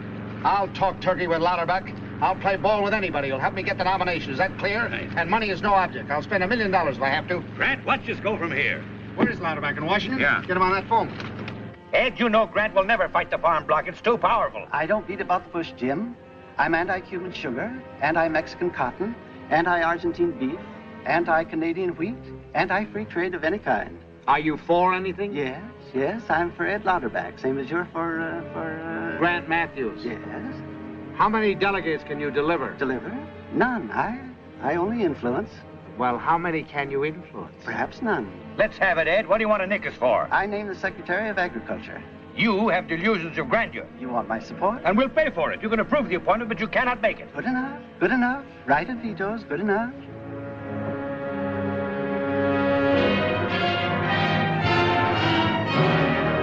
Have you talked to Bill Green, Phil Murray, or John L. Lewis? Oh, we're talking to you now. Which isn't easy, because I don't like you, Bill Hardy. That's mutual. Oh, now who cares who likes who? How many men are your union? 700,000 in my local, scattered over 4 states. Pivotal states. And they vote in the primaries. Can you work out a deal with Jim? I can always make a deal with Jim. We'll work it out. Can you deliver delegates from the foreign-born sections? Let me handle things when I can. These people never vote for anything. They vote against something. They've carried hatreds around for centuries. The trick is to play on these hatreds. One nationality against the other. Keep them voting as blocks. Grace, we know how you do it. You're a powerful woman. What's your price? Patronage. Lots of patronage. I dish it out to my friends. That's my price. To Republicans or Democrats. I need a little air. You work it out with her, will you? Yeah, I can do a little ozone, too.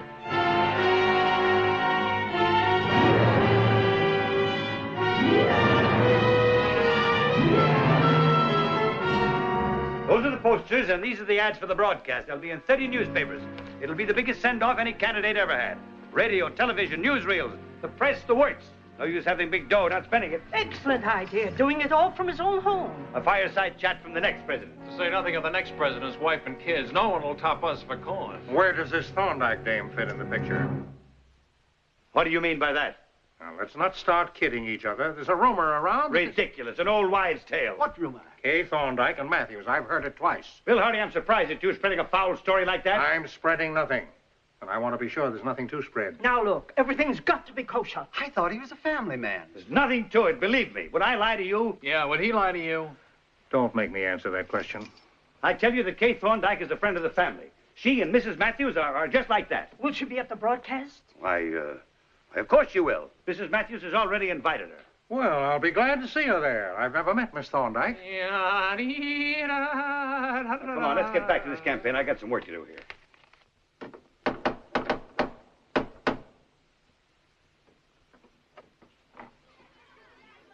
Is Mrs. Matthews in? Spike McManus. Oh, you're Spike. Yeah. Come on in.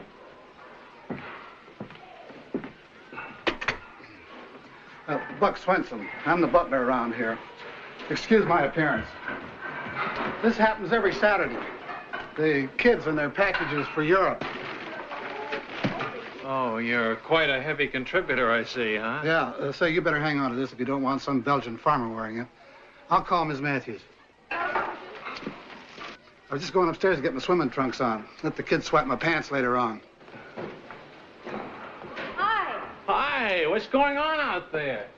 Operation Breadbasket, they call it. Oh, well, while you're busy feeding the world, would there be a loose cup of coffee for me around here? You know, I've been up for 3 nights running working on that broadcast. And you look as though you could stand something stronger. Lady, you twisted my arm. Say, who was that character out there? Let me in. Buck? Oh, he's the world's worst butler and the world's nicest guy. He was Grant's first grease monkey. Grant used to try to fire him, but he gave that up years ago. Speaking of characters, how's Mr. Conover and company? Oh, just straight, please. Oh, he's busy making friends and influencing delegates. And I might add, delivering some. I don't believe that. You can't deliver the votes of a free people. Mary, in Conover's eyes, lazy people and ignorant people and prejudiced people are not free. Spike, are all politicians like Conover? Oh. Thank heavens. He almost makes me a Democrat. Oh, that wouldn't help you any. The Democrats have their Conovers, too, in spades. Well, here's to us wise guys with all the answers. All right, wise guy, give me one answer.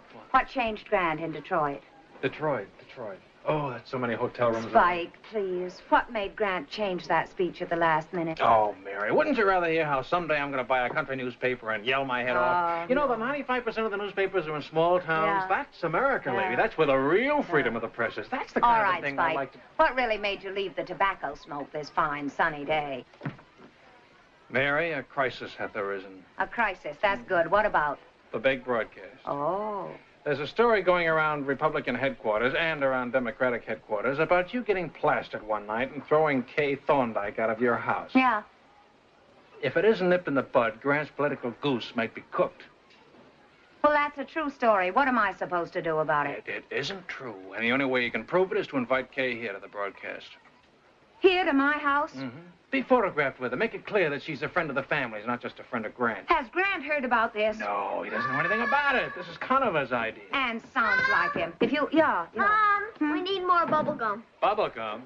Goes in every package. This is my daughter Joyce, Spike, Mr. McManus. Hi. Hi, you don't have any bubble gum, do you? Not on me, no. Run and ask Buck. I think he got some yesterday. I'm not gonna... Hey, Mom. Yeah. We're stuck, Mom. We haven't got any more comic books. Comic books? They go in every package, too. This is Mr. McManus, Grant. Why? You haven't got any comic books, have you? Well, of course he hasn't. He's a very distinguished newspaper man. Oh, I don't know. I have my hidden vices. Oh, boy. I haven't read this one. Okay, Scram. They're pretty swell kids. Yeah, they're pretty swell kids. You can tell Conover no. This may be a stable to the dark horse, but it's still home to me. Besides, I think Kay'd be more comfortable in a kennel. Then you won't let her come? I certainly won't. I agreed to let Conover have this house for the broadcast. I agreed to say whatever he wanted me to say. I even agreed to let him use the kids, even though I don't believe that that gang of parasites could elect a rat catcher, even though I know that they're killing Grant. They're slicing him up sliver by sliver until there's nothing. And now they want me to invite that woman to this house and pose with her? Not me. They're not going to slice me up, too. Besides which, that particular day happens to be my wedding anniversary. Ouch. You can tell Mr. Conover no. Okay. No is what I'll tell him. And my apologies, lady.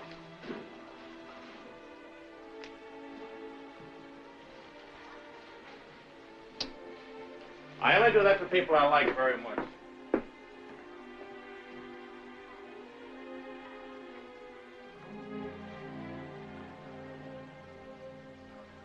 Spike!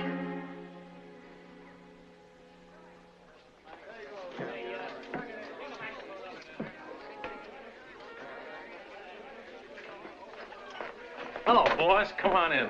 Where's Mary? She's upstairs rehearsing the kids. I've got my fingers crossed for tonight. Well, I can handle her. And Grant? He's making a fast personal appearance over at the local Matthews for President Club. The boys from Life went along with him. Come on in. I want to show you something. He'll be right back. Well, how do you like it? Radio, 200 stations coast to coast. Television, 2 cameras, complete coverage for the whole Eastern Seaboard. The 4 Blue Notes Quartet, they give out with Grant's campaign song. The club band, and the local yokels, all the trimmings, including the press. Wonderful. Really wonderful. Well, I could have gotten a bigger turnout for somebody who didn't want to be president. Oh, Blink, what about the Matthews speech? Did you check it for time? I think there's been some changes made. Everybody in there has made at least 3 changes already. Hasn't this Matthews any mind of his own? Blink Moran, the network producer, Miss Thorndike. How do you do? Is anything wrong? Oh, don't mind Blink. He's got ulcers. You try listening to politicians night after night, and you'll have ulcers, too. Mr. Matthews is no politician. I've read this lady. He is, for my dough. In the library, I think we can be among friends. Coca-Cola. Well, speaking of the devil, am I glad to see you? I was afraid you were going to be late. Not tonight, Jim. I've waited too long for this. Bill Hardy's waiting to meet you. Bill Hardy, Miss Thorndike. How do you do? Nobody told me not to dress. Why, Mr. Hardy, you and I are going to stand out. Grace, it was sheer wizardry, the angle you used on those Boston Irish. And martini for her. Very dry. Does Mary know she's here? She invited her. Have you ever been in a hurricane? No. You will be. Double whammy on her. And, Mr. Hardy, with you on our team, nobody can accuse us of being Wall Street, can they? No. Oh, Buck, the judge and Mrs. Alexander are coming here tonight. Do you know how to mix a Sazerac? Sazerac? Yeah. Oh, it's absinthe and Yeah, it's a buzz form bomb or of something. suicide, but don't sample one because it'll light up your vest buttons. That's all she drinks and drinks. Yeah. The judge takes straight bourbon. Oh, Spike, don't think I'm forgetting your contribution to this great moment. Secretary of the Treasury, that's all I ask. Nobody's going to get sore about this Matthews speech. It's for everything except sin. He must be bow-legged from straddling. A couple months ago, he made some good speeches. What's happened to him? I don't know. Fight! Here he is now. Fight! Fight! Later, boys. We'll get that later. Hello, boss. Yeah, is everything all right? Fine. Biggest thing since VJ Day. Oh, Blink, did you get the speech timed? The time's all right. What kind of a crack is that? That's a joke, son. Come on. What's the matter? Got that before the big game? No, I'm all right. I just want to be sure there's no slip-up to it. How was the audience? They were cold. I couldn't warm them up. Well, you know a man's never a hero. Yeah, I know. In his own hometown. Is everybody here? Yeah, they're in the library. Oh, Sam Parrish phone. He's on his way. And the judge and Lulu Bell are due any minute. You know, they like to wait till they're sure the bar is open. Yeah, I'll be right down. Hi, Dad. Want to hear our radio speech? Mom just heard it with us. Listen, What's Dad, the idea of listen. this get-up? Our band. It's on the show. Whose idea was that? Yours, Grant. Oh, hello, Mary. Oh, well, now, you keep out from underfoot tonight. Don't be getting in people's hair. Mary, I want you to know I realize this is not going to be too easy for you, and you're nice to do it for me, and I appreciate it. Nonsense, Grant. I hope it's everything you want it to be. Oh, I almost forgot. These are for tonight.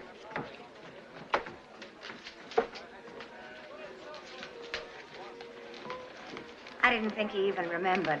Remembered what? Oh, the anniversary. Oops. My error. Laranaguas. It's the only kind Jim Conover smokes. Is she here? Yeah. Where is she? In the library. Well, here we go. You know something, Spike? What? To quote your friend Conover, I'd give my right arm up to here for a drink. Oh, no, Mary, please. Not tonight. If there's one thing we don't want around here, it's too much frankness. All right, Spike. I'll be good. Hey, Mom. You look swell. Thank you. Oh, my God. Now, I'd like to propose a toast to the lovely lady who picked Grant out of the pile in the first place. Thank you, Jim.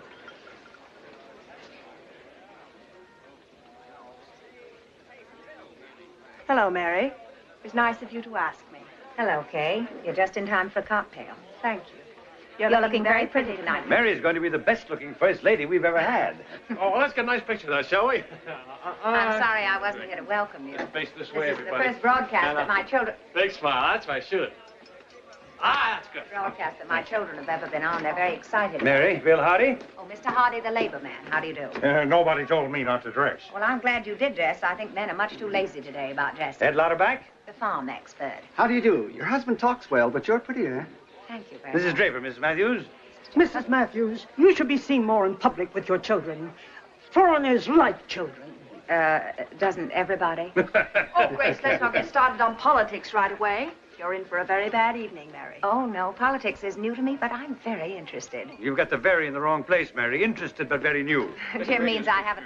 Thank you. He means I haven't lost my amateur standing. But you're learning, I hope. That's a dangerous hope, Jim. You politicians have stayed professionals only because the voters have remained amateurs. Definitely. Anybody home? Hello, Judge. I'm Spike McManus. You remember me? Indeed, I do. It is a great pleasure seeing you again, sir. This is Mrs. Alexander. How do you do, Mrs. Alexander? Mrs. Matthews, Judge, and Mrs. Alexander. An honor to be here, Mrs. Matthews. It is my official duty to sentence your husband to 4 years in the White House. And I think I can safely promise the votes of at least 5 southern states. In the election? I said southern states, ma'am. In the Republican Party, we count only in the convention. Which reminds me, when I was a small boy... Uh-oh. Well, I'll see you later, Judge. It has been a great pleasure seeing you again, sir. Who is he? He's a newspaper man, a friend of my husband's. Bourbon for you, sir? You read my mind. I bet he can't read my mind. Sazerac, I believe. Lulu Bell, your reputation's getting too far north. Do you know how to make a Sazerac, Buck? I think so. Well, if he only thinks so, Jeff, you'd better make that Sazerac. Yes, indeed, Sugar Pie. That's right, John. I'm especially glad that you were able to come tonight, Mrs. Alexander. Won't everyone sit down and enjoy themselves? I'm afraid we women are going to be outnumbered. When I go out with the judge's Republican friends, I'm always outnumbered. I make it a point to tell my hostess right off that while Jeff's a Republican, I'm a Democrat. But you can speak freely. You Republicans can't say anything about the administration mean enough for us Democrats down south. Would you like a little martini?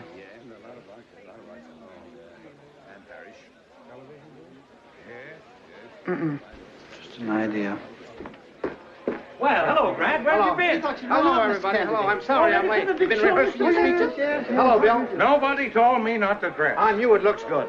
Grant! Well, Judge. Grant! You're not going to drink that thing, are you? You're in the program, you know. Mary, you should know Grant, better this is than... Mrs. Alexander. Mr. Matthews, handsome, isn't he? You're the first good reason I've ever seen for voting Republican. I told your wife I was a Democrat. I understand they're a necessary evil. Well, you know us Southerners. We vote Democratic down home, but we've got an awfully good Republican record in Congress. 1 minute to go. Is Sam Parrish here yet? No. Well, why isn't he? What's the matter? Can't you do your job? Something's got to be said about the South tonight, Grant. Now you take Richmond. Do I have to take it again? Oh, Jam! Yeah? This is the best Sazerac I ever had in my life. Fix me another one, honey, right away. All right, everybody. Oh, hello, Kay. Ready to go? Huh? Destination White House? Yeah, well, we can hope, can't we? How many people listening in tonight, Jim? Between 15 and 20 million. Is that all? Well, that's enough. Oh, stand by, everybody. 20 seconds. Clear approach now. Mike, tell them 20 seconds. 20 seconds. Oh, all right, everybody. Now, on your toes. Nothing must go wrong. Good luck, Grant. Thank you. Good luck, Grant.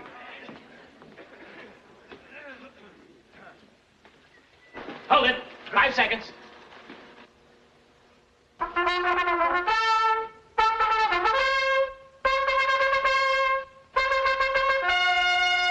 Ladies and gentlemen, we invite you to history.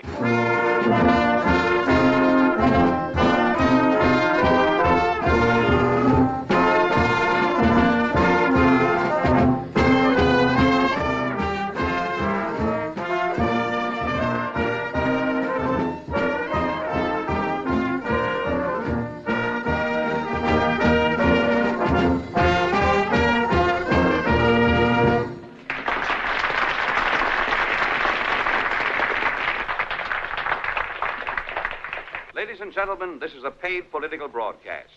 Paid for not by any political group or organization, but by thousands of public-spirited citizens who have taken this method of ensuring that their voice, the voice of the people, shall be heard.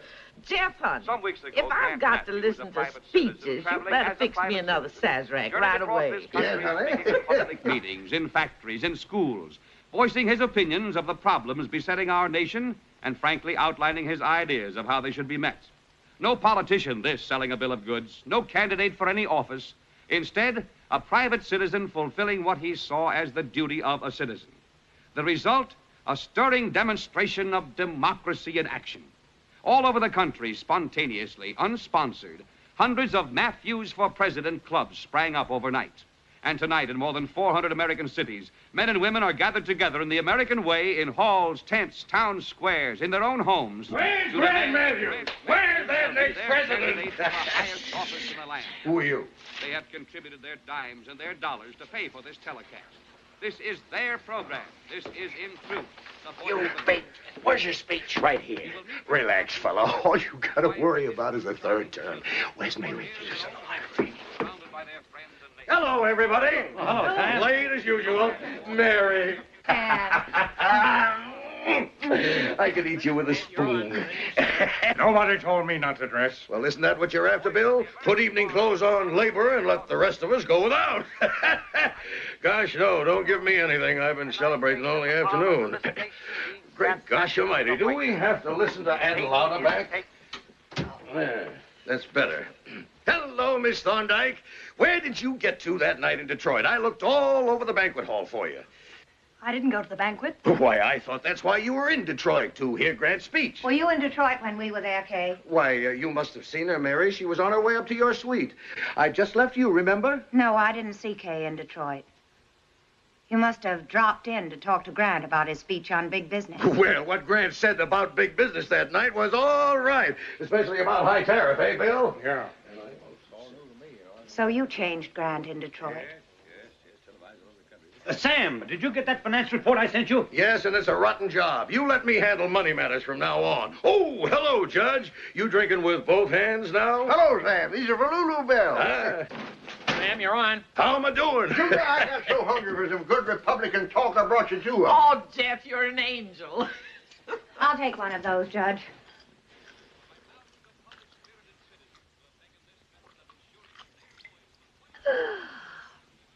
Oh.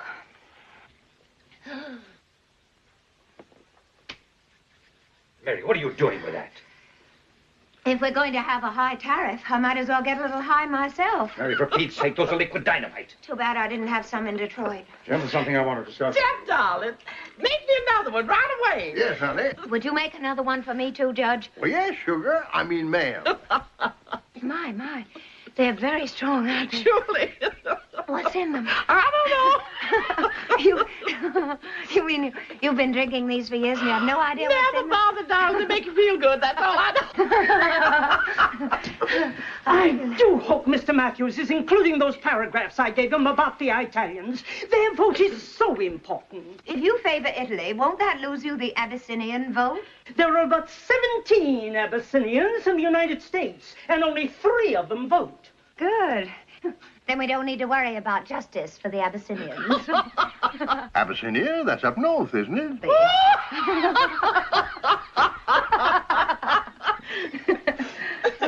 Why? Where did those come from? Remember, you have to go on the air. If this weren't my house, I could tell her someplace she has to go to, too. Of course, in this election, the Polish vote will be the most important. I thought the Poles voted in Poland. We are talking about Polish Americans. Can you be both? More power to you, honey. Thank you. They are full of it. Surely. For Grant Matthews has long known and loved the clean, rich smell of fresh-turned earth. His hands have labored in the soil and helped it bear rich fruit. Grant Matthews, like another great Republican, Abraham Lincoln, is of the earth and of the people. He has not forgotten either. He knows that a prosperous and protective and productive agriculture is All right, Mrs. Draper, here's your big moment. Ready? Ready? Well, anyway, for president. Oh, Mary. Have a heart. You have to be ready to introduce Grant on the air. I'm different from Grant. I'd rather be tight than be president. Mary, you're on the spot. You have to be ready to do some very quick thinking. Spike, don't worry about me. I'm a very thick winker. Oh, brother. Honey, you got twisted up on that one. I did? Sure. I didn't. What did you I said thick winker. Well, I think I presented the farmer's case, if I do say so. Oh, indeed. And who could speak for the farmer better than you, Mr. Lauterbach? Well, thank you, Mrs. Not Matthews. at all. Who else could make hay in the Capitol lobby?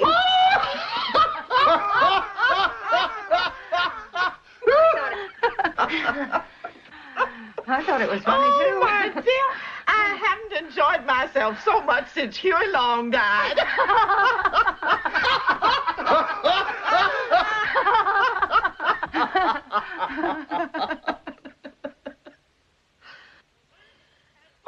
What's the matter, honey? Oh, Lola, well, what's the matter with me? I don't want to do anymore.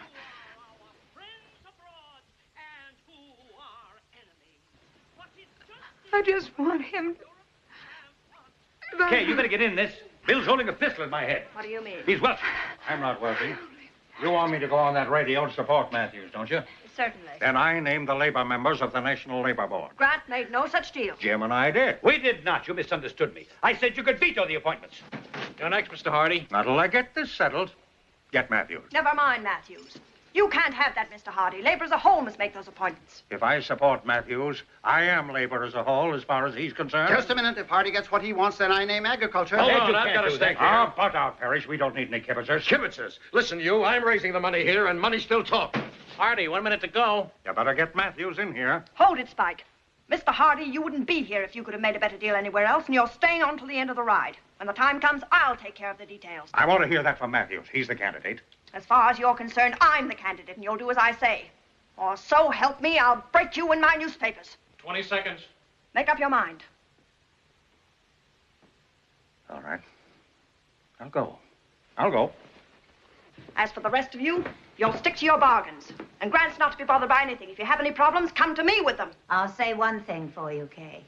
You have the courage of your convictions. You've had a wonderful evening of it, Mary. Wisecracking, clowning, but now you've got to get a grip on yourself. Get some black coffee. In a few minutes, you have to go on the air to introduce your husband to the country. Mom! Come on in. The man said we make our speeches next. He said not to be nervous. I'm not nervous, Mom. Are you? Judge, a big moment. Oh, yeah. Relatives, listen. Grandpappy's staying up to hear. Jenny, put the children to bed. They're not going to make any speeches. Mary, what are you talking about? Wait a minute. Great gosh almighty, Mary. They're not going on. Mary, you're not going to matter. What's happened here? And I'm not going on either. What? I'm not tight, Kay, not anymore. Not after watching you vultures picking a Grant's dead body. And if that wasn't enough to sober me up, the sight of my children did. Mary, I'm not going on, Grant. I can't. To millions of people, I'm supposed to say I know my husband to be honest, uncompromising, fearless. I could have said that once and meant it, but not anymore. Not after he met up with you, Jim Conover, and you, and you, Kay Thorndyke. You and your mad ambition. Catering to his conceit, dealing and double-dealing. You were going to make a big man of him, weren't you, Kay? You couldn't see that he was a big man. Well, you killed him. There won't be Grant Matthews, those people here tonight. It'll be a shadow, a ghost, a stooge mouthing words that aren't your own, thoughts that aren't your own. You've killed Grant Matthews, and he's a party to his own murder. Well, I won't be. You wanted a cause, you've got one. A cause of lies, fear, and corruption.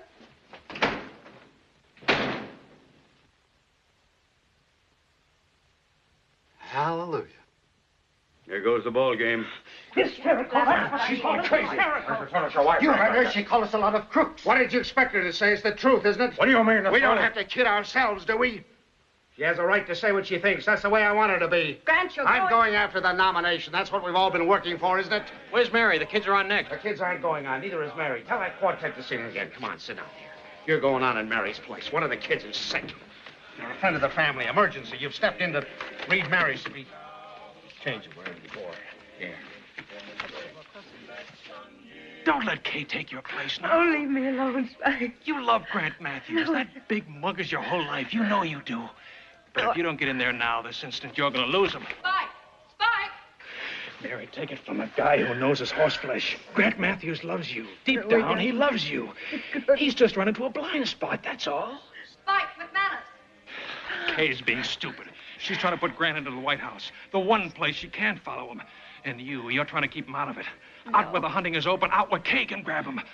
Oh, be smart, Mary. If Grant is elected, you'll be the first lady in more ways than one. Are you going to throw that out of the window? It's too late, Spike. Okay, Mary. I had the idea you were still in love with him. Looks like the old McManus crystal ball finally cracked. All right, read it. Like any other mother, Mrs. Matthews thinks a sick child more important than any broadcast. She's remaining upstairs with her daughter. Her speech will be read by a friend and neighbor. Ladies and gentlemen, this is what Mary Matthews wanted to say to you. Great. Every woman in America will be bowling. Take this out and give it to the announcer, will you? Grant, you follow me. Yeah. Give it everything you've got. Well, does anybody listen to me? Ladies and gentlemen, Mrs. Grant Matthews. This is Mary Matthews. I'm prejudiced in my husband's favor, naturally, though I know he has his faults. He likes the morning paper all to himself at breakfast, and a toothache becomes a world crisis. I guess he's pretty much like all husbands in that. She's marvelous, Grant. But all in all, he's quite a man, Grant Matthews. A good father and a good husband. But I see in him more than that. I see a man who is honest, uncompromising, fearless. A man of great vision and enormous courage. Above all, my Grant is a man who will speak his mind. Stop! What happened to you? What changed you? I thought you were going to stay honest. Program. We will resume from Grant Matthews' home. Ladies and gentlemen, this is Grant Matthews. I'm sorry to interrupt, but I can't take any more of this. Don't you shut me off. I'm paying for this broadcast. Don't cut him off. Give him a chance. It'll cost me my job. Ladies and gentlemen, make radio history. What's that another speech you just heard Mrs. Matthews make, she doesn't believe a word of it. When she told you that I was a good husband and a man of courage and the rest of that tripe, the words were choking in her throat. A few minutes ago, she told me what she really thought of me. She called me a coward and said that I had sold out my ideals to a gang of corrupt politicians. And she was right. Then she was telling you the truth. Stop him, somebody. I've as much right to run for president as a gutter rat. Cut him off! Cut him off! Cut him off!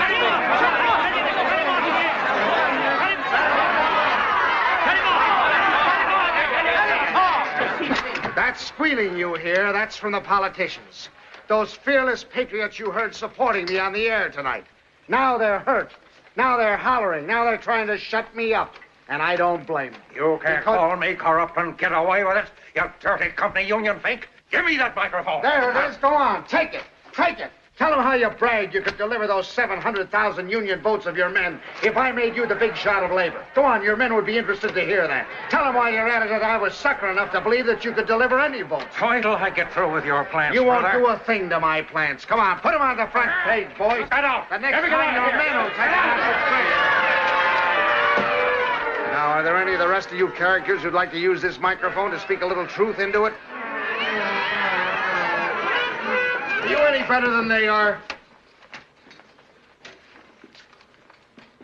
A man just stepped up and asked me if I was any better than the rest of them. No, I'm not. As a matter of fact, I'm worse than they are. They're out for all they can grab. They're one-way guys, but not me. I was going to play both ends against the middle.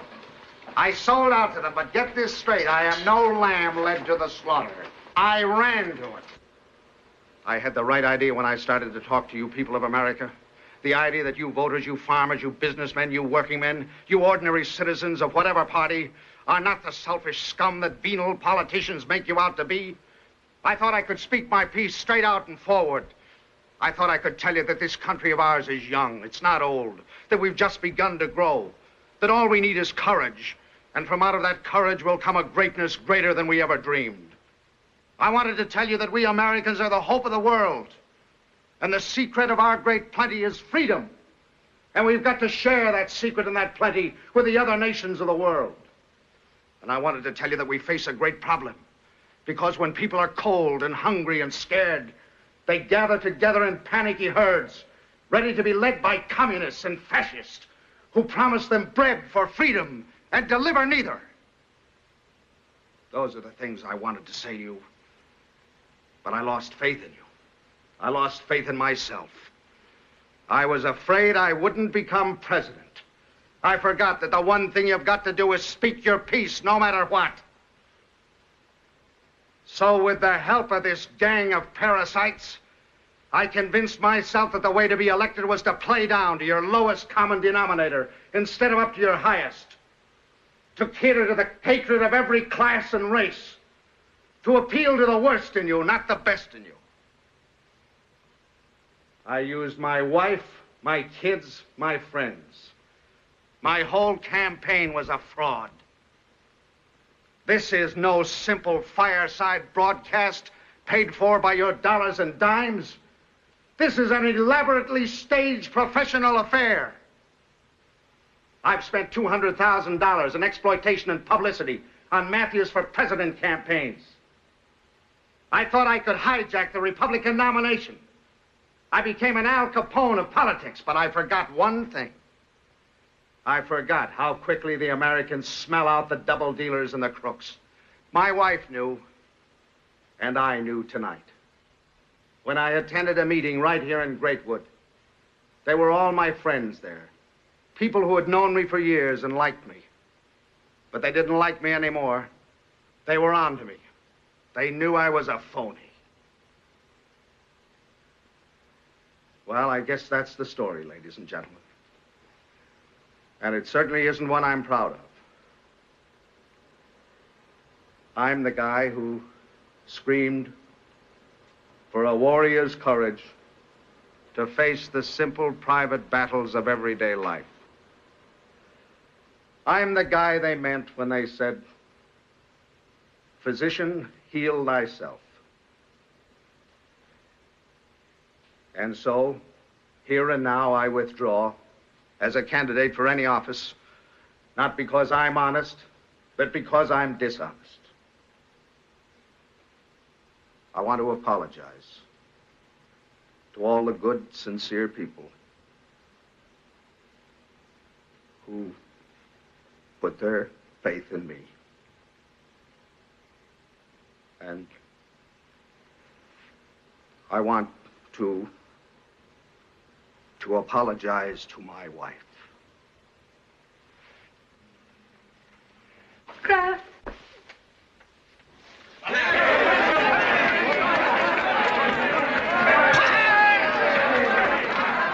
This is where I came in. Up that job, Kay. Still win or lose? And I'll lose, Jim. I saw a man on the cover of Newsweek that I think you and I could... Mr. Matthews, Republican headquarters called. They want to know if this means that you're out of politics. No, I'm just getting into politics. I'm going to the Republican convention, and I'm going to the Democratic convention. I'm going to open doors, break down windows, let in fresh air. I'm going after every candidate who compromises, and I'm going after every lazy voter who doesn't vote. Take that gosh darn microphone. Maisie!